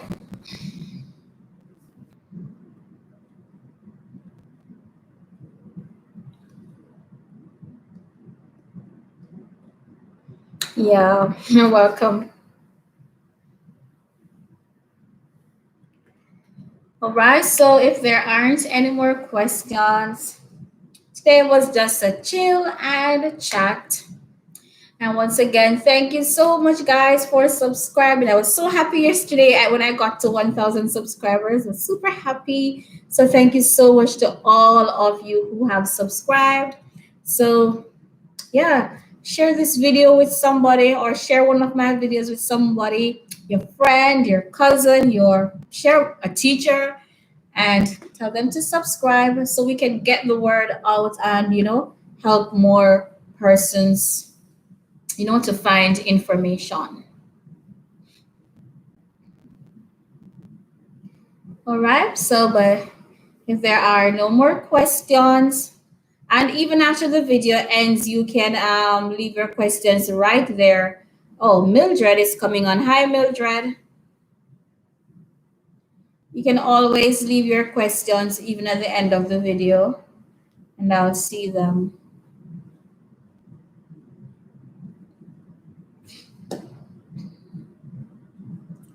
Been hearing about Bachelor of Education all this while on this platform. Yes, they do accept our Bachelor of Science in Education. Yes, they do. Yes, they do.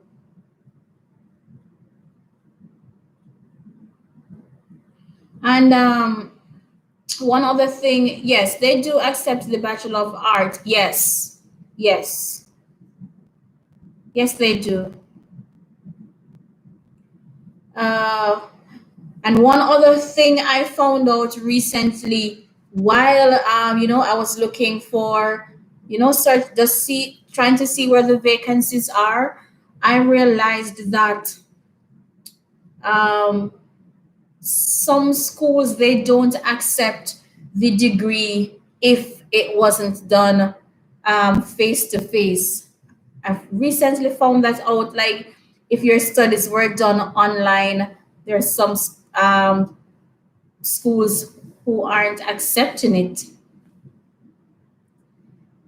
That means for me probably I couldn't use my masters here because my masters was done online.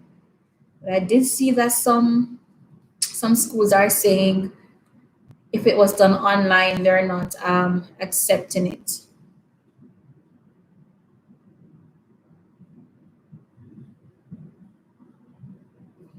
Um,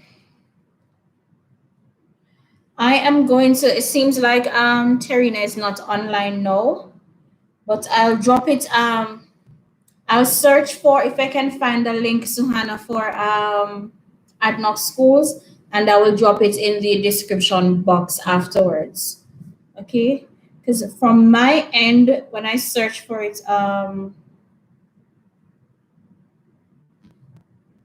ADNOC teaching vacancies.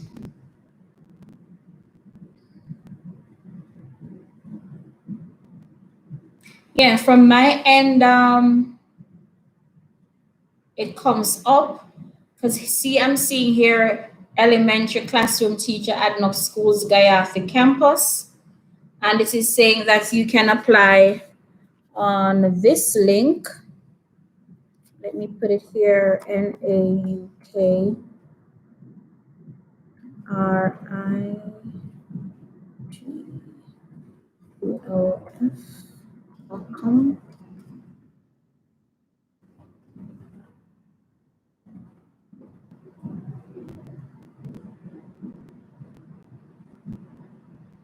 Yeah, I typed in ADNOC school vacancies just now, and this link came up that they are for elementary teacher at the Gayatri campus. Also, they have vacancy at the Madinat Zayed campus, but it is saying that you have to apply on tests. Don't know if you have checked out that website, tests. Also, Ed Arabia. So another thing, was asking the questions. A lot of schools, they have now turned over their recruitment to different websites. So instead of sending these CVs on their school website, a lot of them are now going through, they post their jobs on Indeed, or they post their jobs on Golf Teachers, Seek Teachers. So that's another thing. They're forcing you kind of, to like to register on the other websites to submit your CVs there.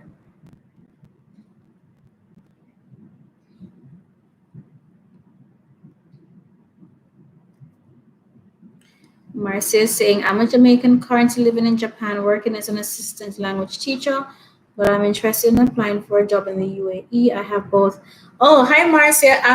One of my friend at my school now, she is from Jamaica, and she was in Japan first. She left straight from Japan to here, and she's from Jamaica. We're currently at the same school. So, yes, you can definitely apply.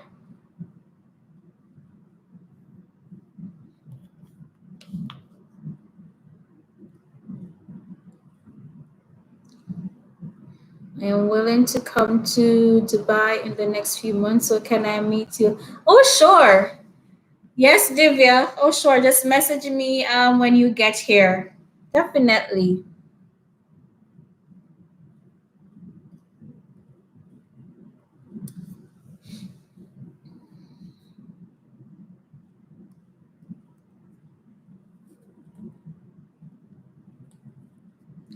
All right. So yeah, I am seeing AdNoc jobs, but they're on Ed Arabia website, on Test website, and that one that I just put in the chat.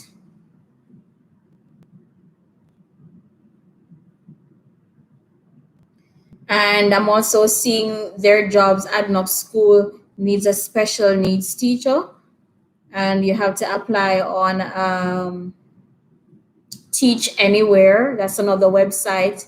Teach Anywhere.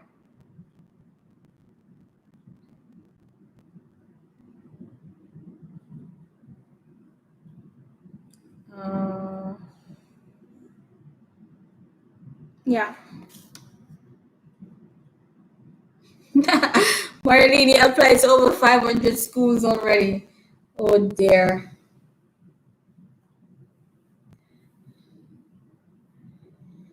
Marlene, did I look at your CV?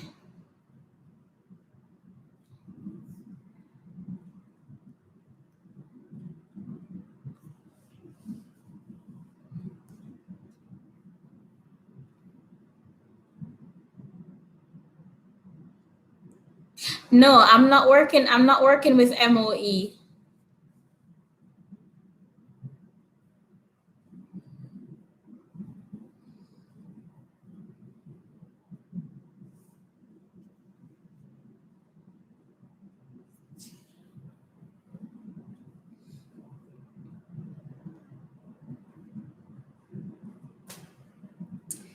All right, guys. Do you have any? No, no, I've not taught at MO with the MOE.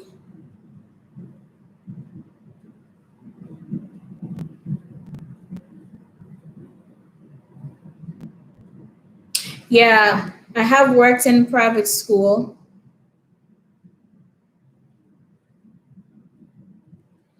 Thank you. I am good. I'm doing well. How are you? Yes, I am working in a private school. The first private school I worked, I taught it was more international kids, with few Emirati kids, Arab kids. But the school I'm at now, it's mostly the school I'm at now is just the teachers' kids who aren't Muslim kids. So the kids at my school, they're all Arab speaking kids, Muslim kids, or Emirati kids.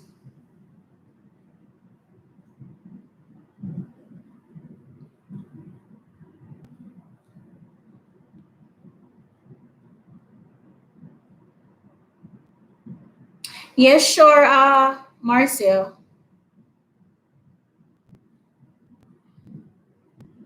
Let me drop my and then I'll let you connect with her. So you can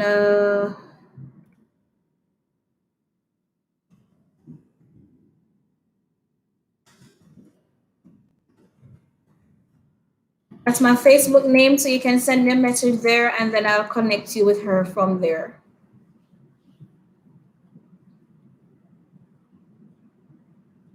Oh, okay. Oh, so that means you don't have Jamaica attestation as yet?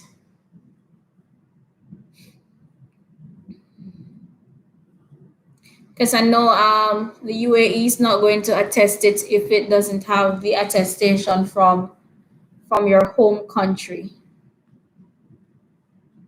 Okay. All right, I'll ask her how she went about doing it.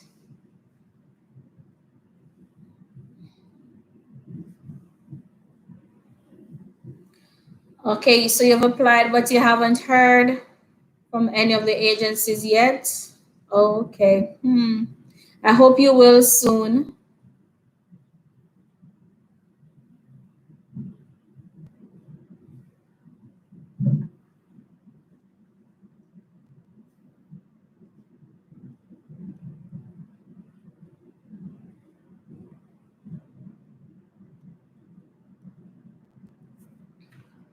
All right, guys. So if there are no more questions, or if you have further questions, you can go ahead and leave them in the chat box after the video ends, and I'll be sure to answer them as best as I can.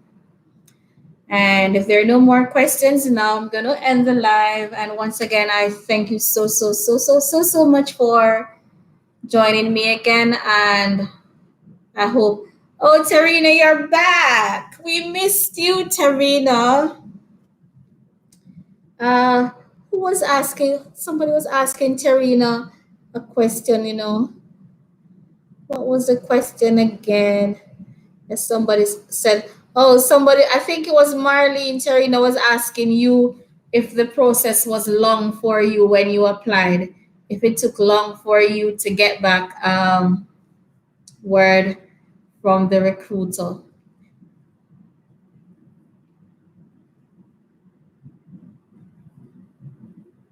As long as you have a bachelor's degree, bachelor's in science education, bachelor of arts, they will employ you.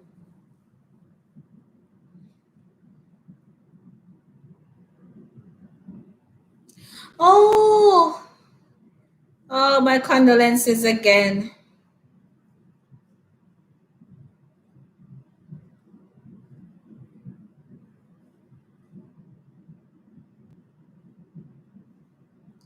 Uh, kindergarten, Anita, you have a degree, Anita? Yes, because the British curriculum school, same British curriculum or the American curriculum, they do still ask for the bachelor's degree. All right, so Marlene Terina is saying that it took her less than a month when she applied, and it was the same for me.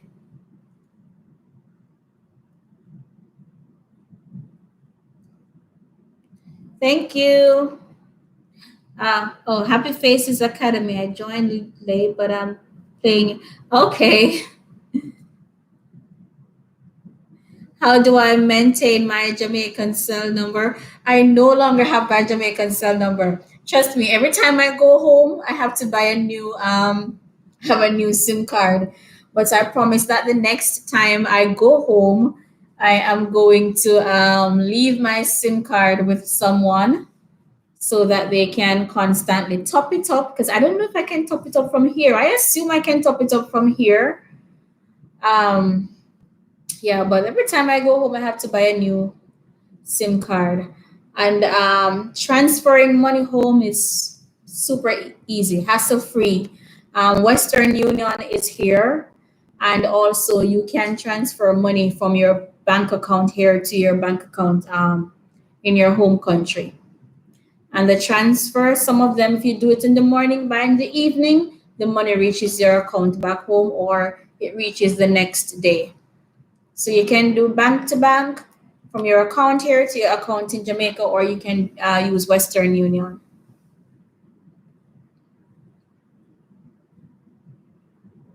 Oh, yes, Anita, you can apply then, Anita. Yes, definitely.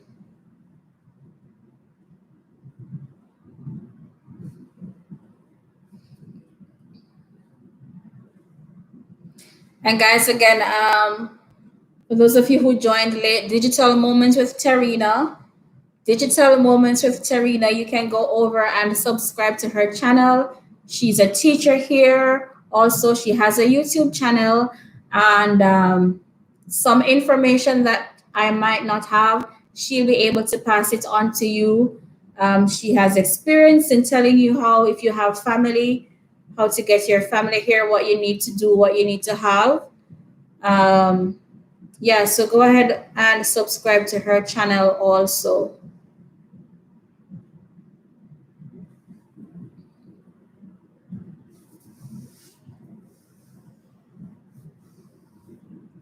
Do you know any Sri Lankan teacher?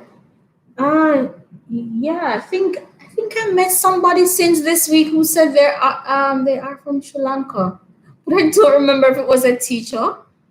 I did met someone this week who told me that they were from Sri Lanka, but I don't remember if it was a teacher or just randomly met somebody at the mall. I don't remember. The person was from Sri Lanka. Oh, I know it was a security guard at school. Not a teacher, a security guard. But no, I've not met a Sri Lankan teacher. Yes, I do know a Nigerian teacher. Not at my school, but I do know a Nigerian teacher. She was a shadow teacher before. That's how I met her. We were at the same school first, but she was a shadow teacher. A shadow teacher is someone who goes around with this person is employed by the child's parents. So the child is a special needs child. So shadow teachers are employed by the parent. So that person stays or goes around to the different classes with the child. And then afterwards, she did some further studies. Not sure what she did, but she did some further studies and she is now a teacher here in one of the other Emirates.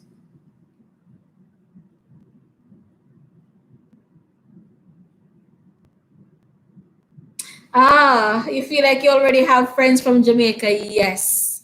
We are a warm set of people and yeah, we do enjoy sharing or we can't say it enough that before coming here we didn't know anybody and it was YouTube videos that we watched, and got information. So we're just out here sharing, sharing what we know, right? Because we don't know everything. We can just share from our experiences and some of our research to help you. And here, Terina is saying that lots of Nigerian and South African teachers are at ADNOC schools. Oh yes, Terina. Somebody was asking for the link for ADNOC schools, but I know they had a HR email you could send your CVs to at one point, but now it seems like they have their vacancies are on like Indeed or Seek Teachers. So I don't know if you know the link, if you know of any link to ADNOC schools, Terina. Because I don't know if there's a website that's working for them or if persons have to apply through Indeed or Seek Teachers or one of those websites.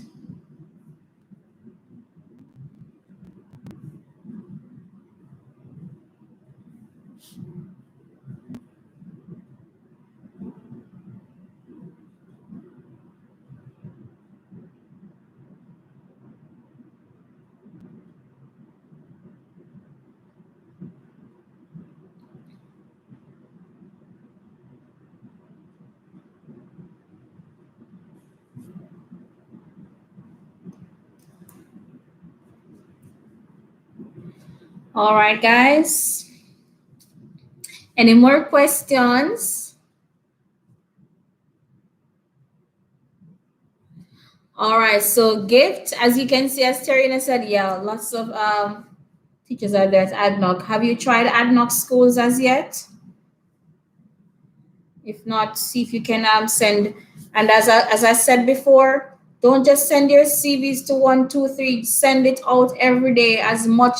Every time you see a new link or a new website or something, send your CVs out. The more you send them out, the more you have out there, the better chance you stand. All right. Well, guys, once again, thank you so much for joining. It was a pleasure being here with you and looking forward to seeing you on the next live. Don't forget to give the video a thumbs up, like the video if you haven't liked it yet, and hit that word subscribe and share the video with a friend. It's yes, there are teachers there. There, even Jamaican teachers are there also. People are all over working. Even in Saudi Arabia, I have friends from Saudi Arabia who are out there teaching. All right, so here's the link for ADNOC recruitment at ADNOC. So there's the link. You can capture that there. Send your CV out. Yes, teachers are all over in the Middle East countries working.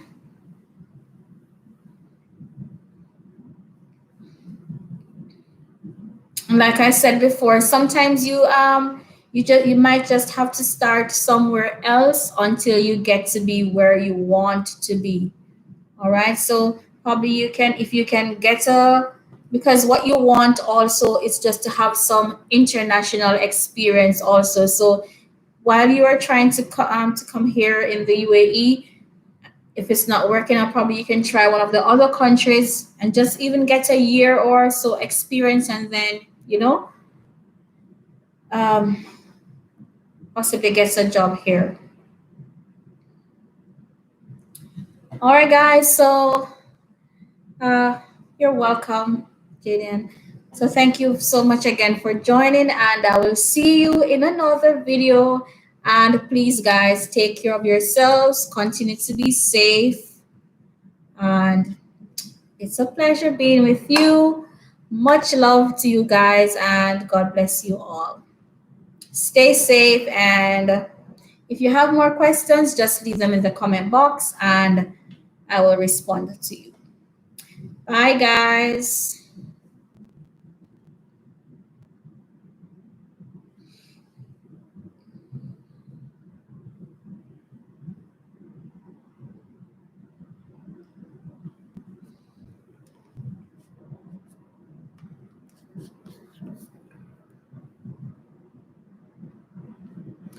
Okay, recruitment fair at, okay, let me write that down too.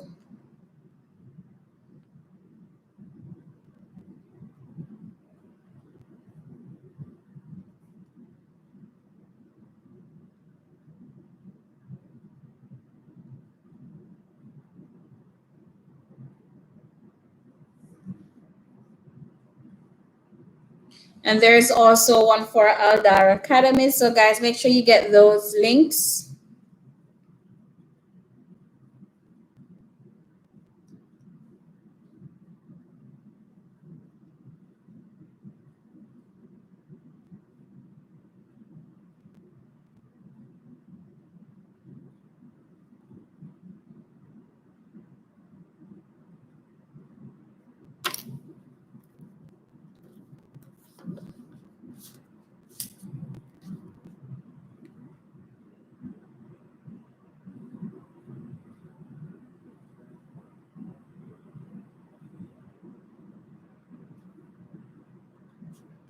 All right, lots of links coming in from Terina.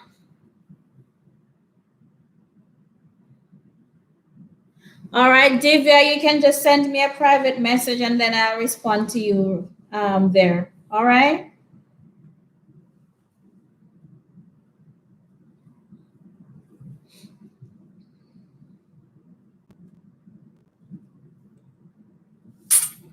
All right, so Divya, you can just here's my Facebook name.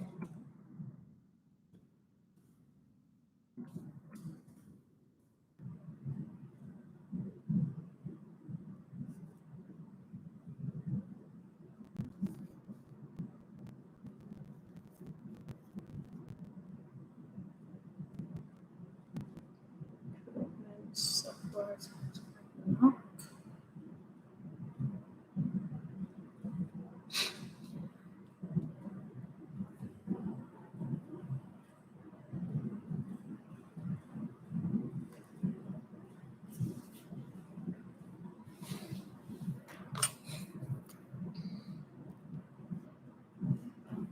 Oh yeah, that one I don't know about. See if Tarina can answer that.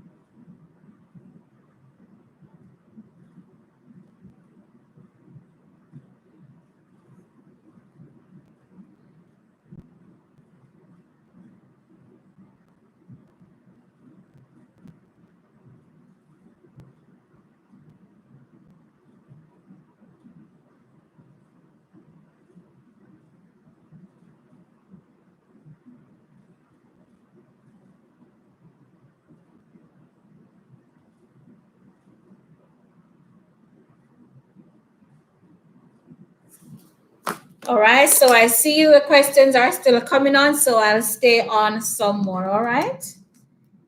And you can just leave the questions.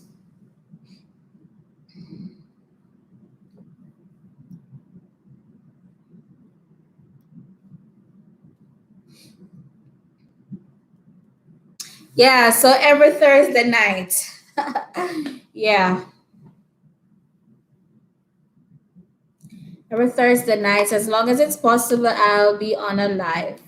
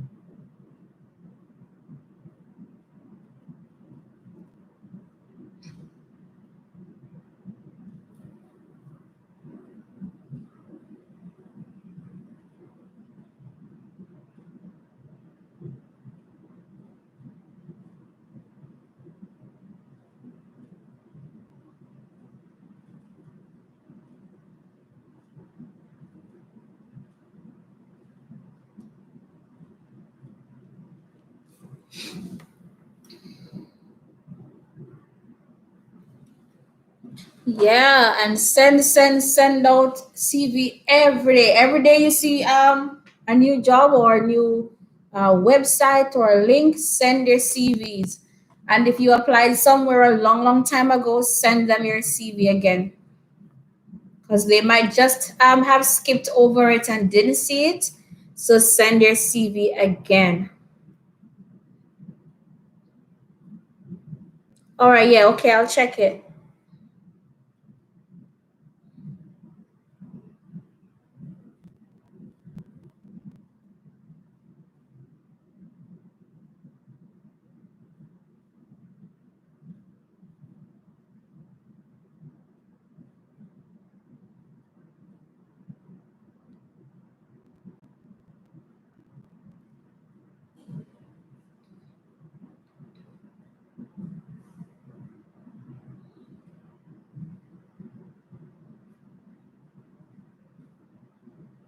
I know because their money is so. Kuwait is the place to teach in terms of the money, definitely. What we call their currency again? Kuwaiti dinar. Yeah, that's the strongest currency in the Middle East. And I hear it's nice to teach in Qatar also.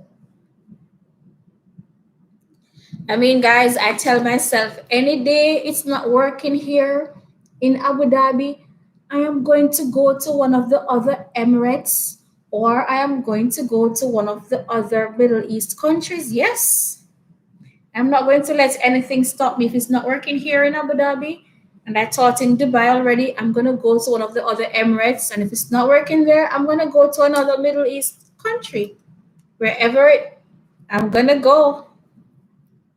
So have the same mindset that if what you're trying not working, don't give up on it. Keep trying and also try other options.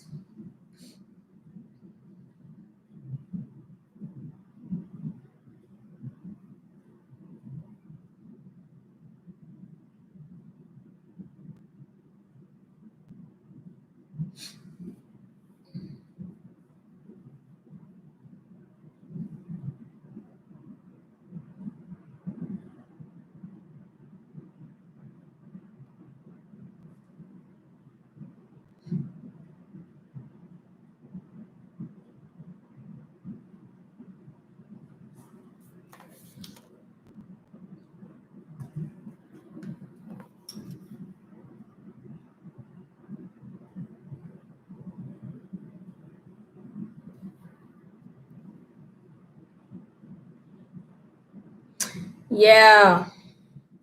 Yes, guys. Share lots of information being given here. And like I always say, don't be selfish with when you get information. Share it so you can help somebody else, right? Share it so you can help somebody else. I used to send over 50 copies of my. Wow, I know you did that for real, Tarina. Yeah, you can't apply one place. You have to send it out as much as you can. So even places that you sent it already and you didn't hear from them, send it to them again. Send it again.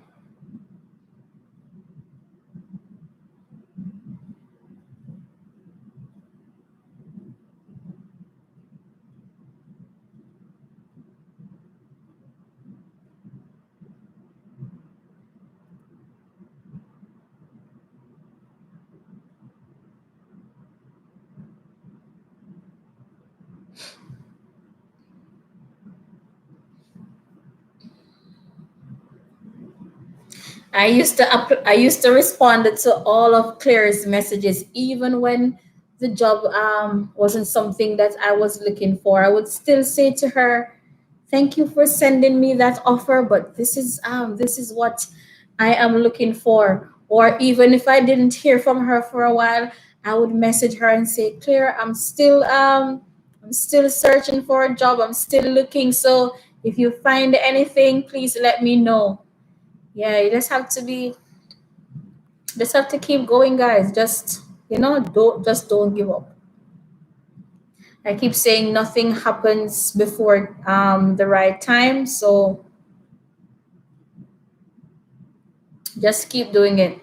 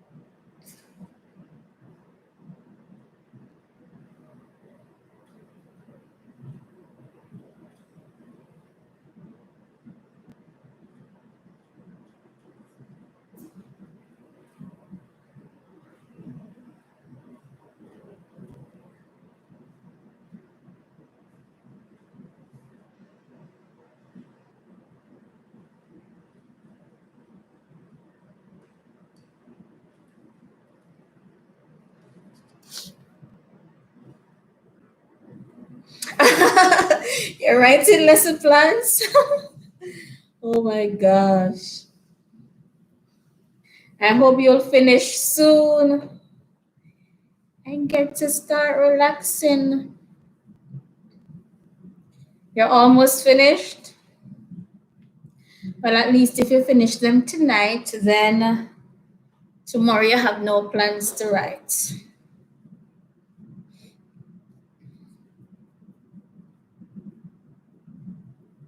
But you know, I'm not.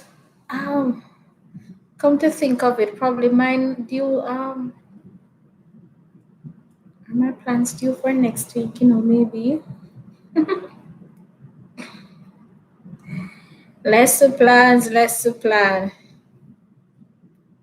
I wanted to start early instead of yes, yes, yes. It's a good idea to finish it from tonight, and then you have Friday and Saturday to relax. That's true.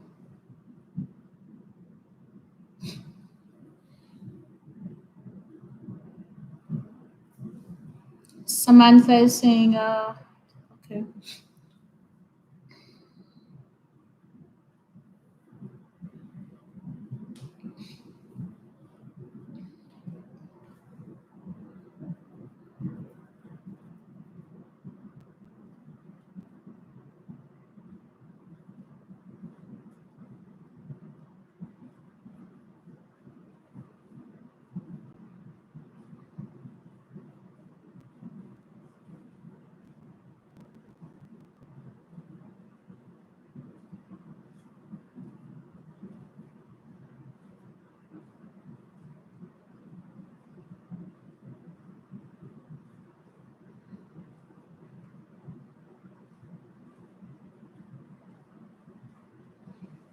So is it that the schools don't employ staff with their kids? Is it that what they're saying they don't employ staff with their kids?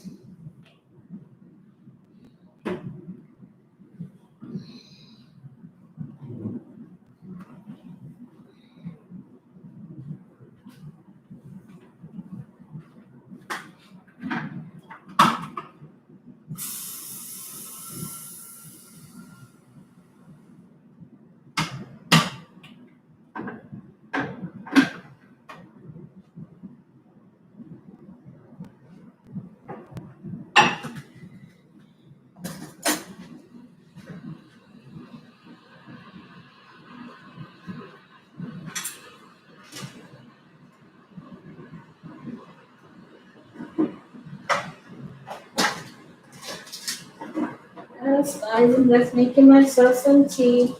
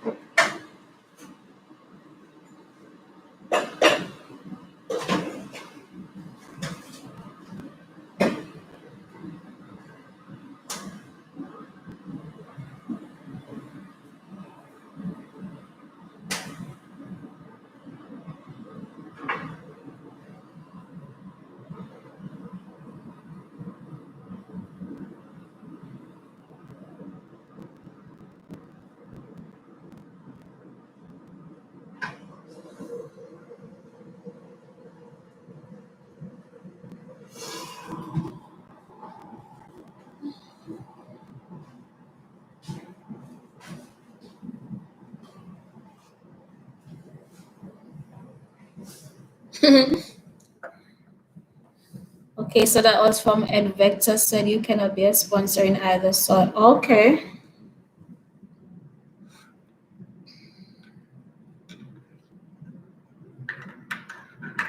Oh yeah, tomorrow you'll relax.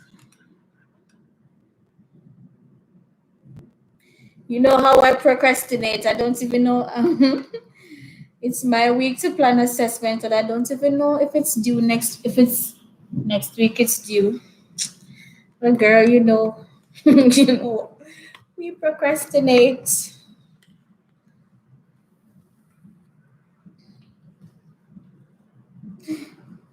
Oh, it since this evening I started wondering, is it this Tuesday my plans are due or next week Tuesday? I need to find out tomorrow. But lucky thing is just the assessments I have to plan. So if it is due this Tuesday, hopefully I'll finish it. Well, not hopefully, I will have to do it.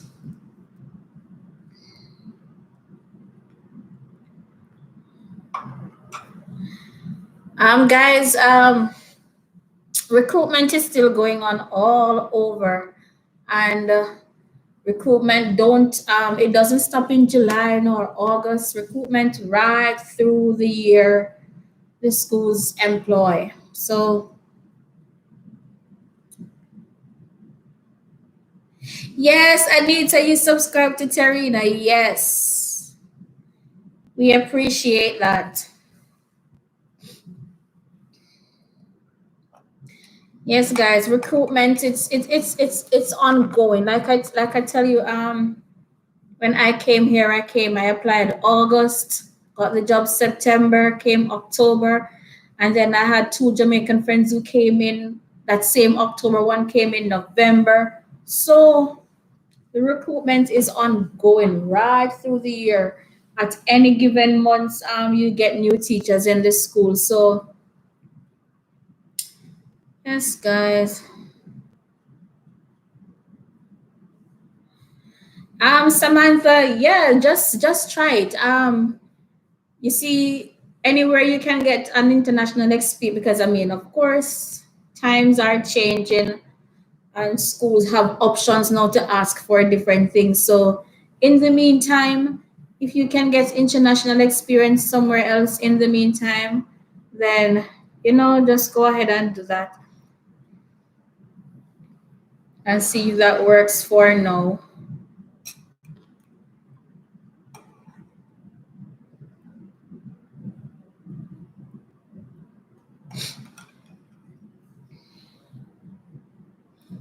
Have you tried Adnoc, Samantha, or Aldar? Not sure if you were online when Tarina dropped some links in the description box. Have you tried Adnoc Schools and Aldar?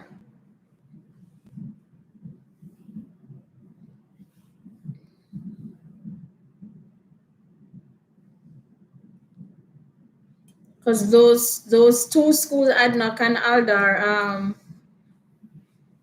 they they have family benefits.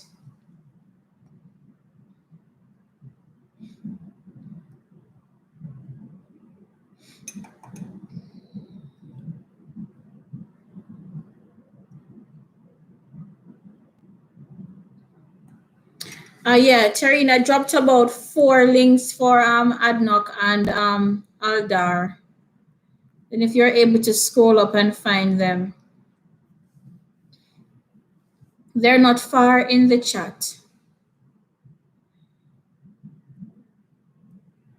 And those links are not a website, they are direct emails.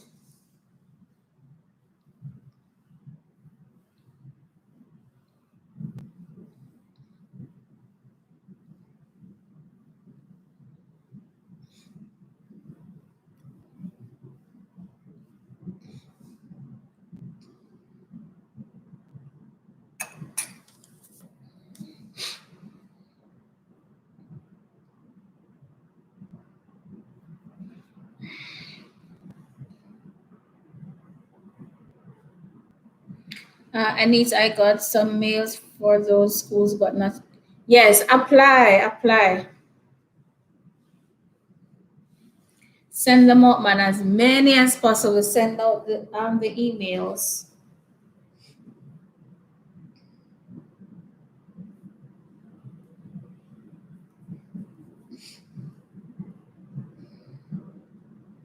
You're welcome, happy faces.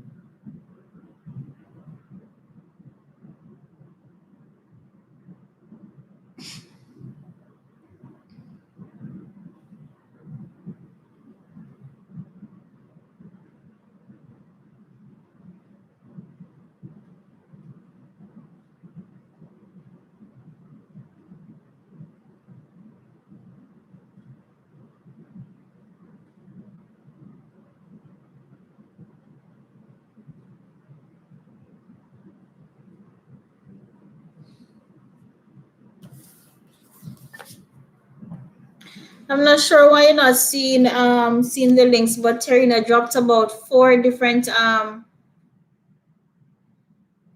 maybe because the chat is live, why you're not seeing them now, but she dropped about four different emails or links to Adnoc and Aldar.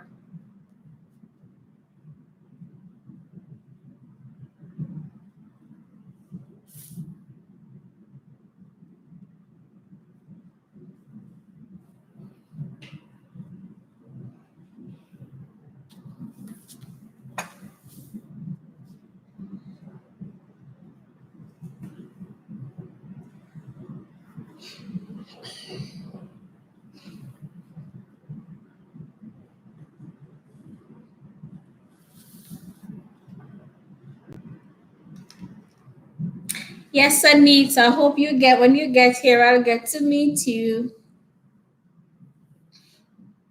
I still wish I could meet all of you.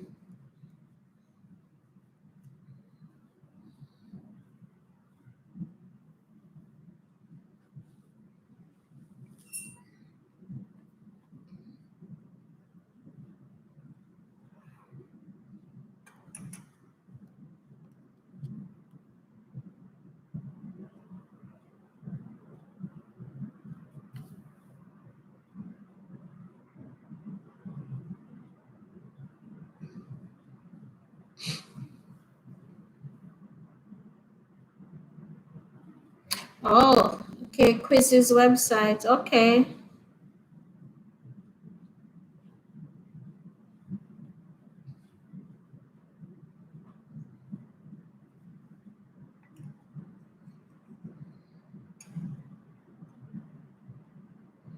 Samantha, maybe after the video ends, then you can fast forward it and then it will come up in the chat.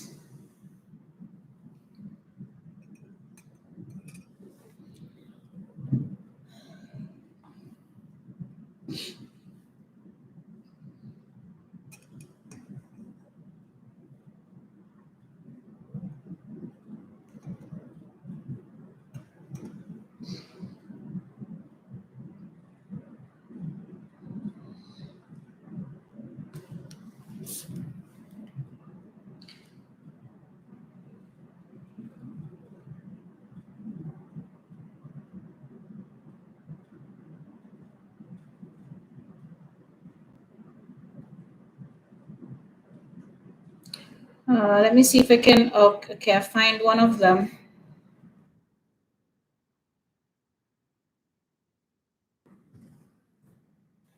All right, that's one.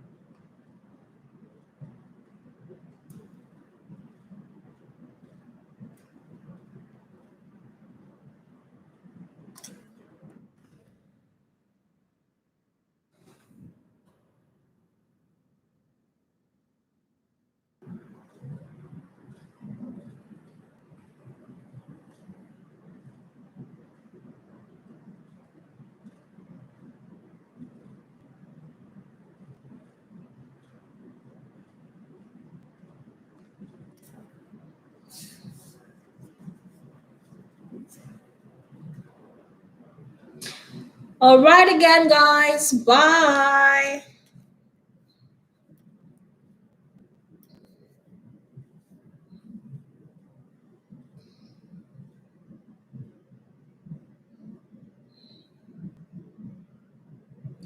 You're welcome, Suhana. You are still here.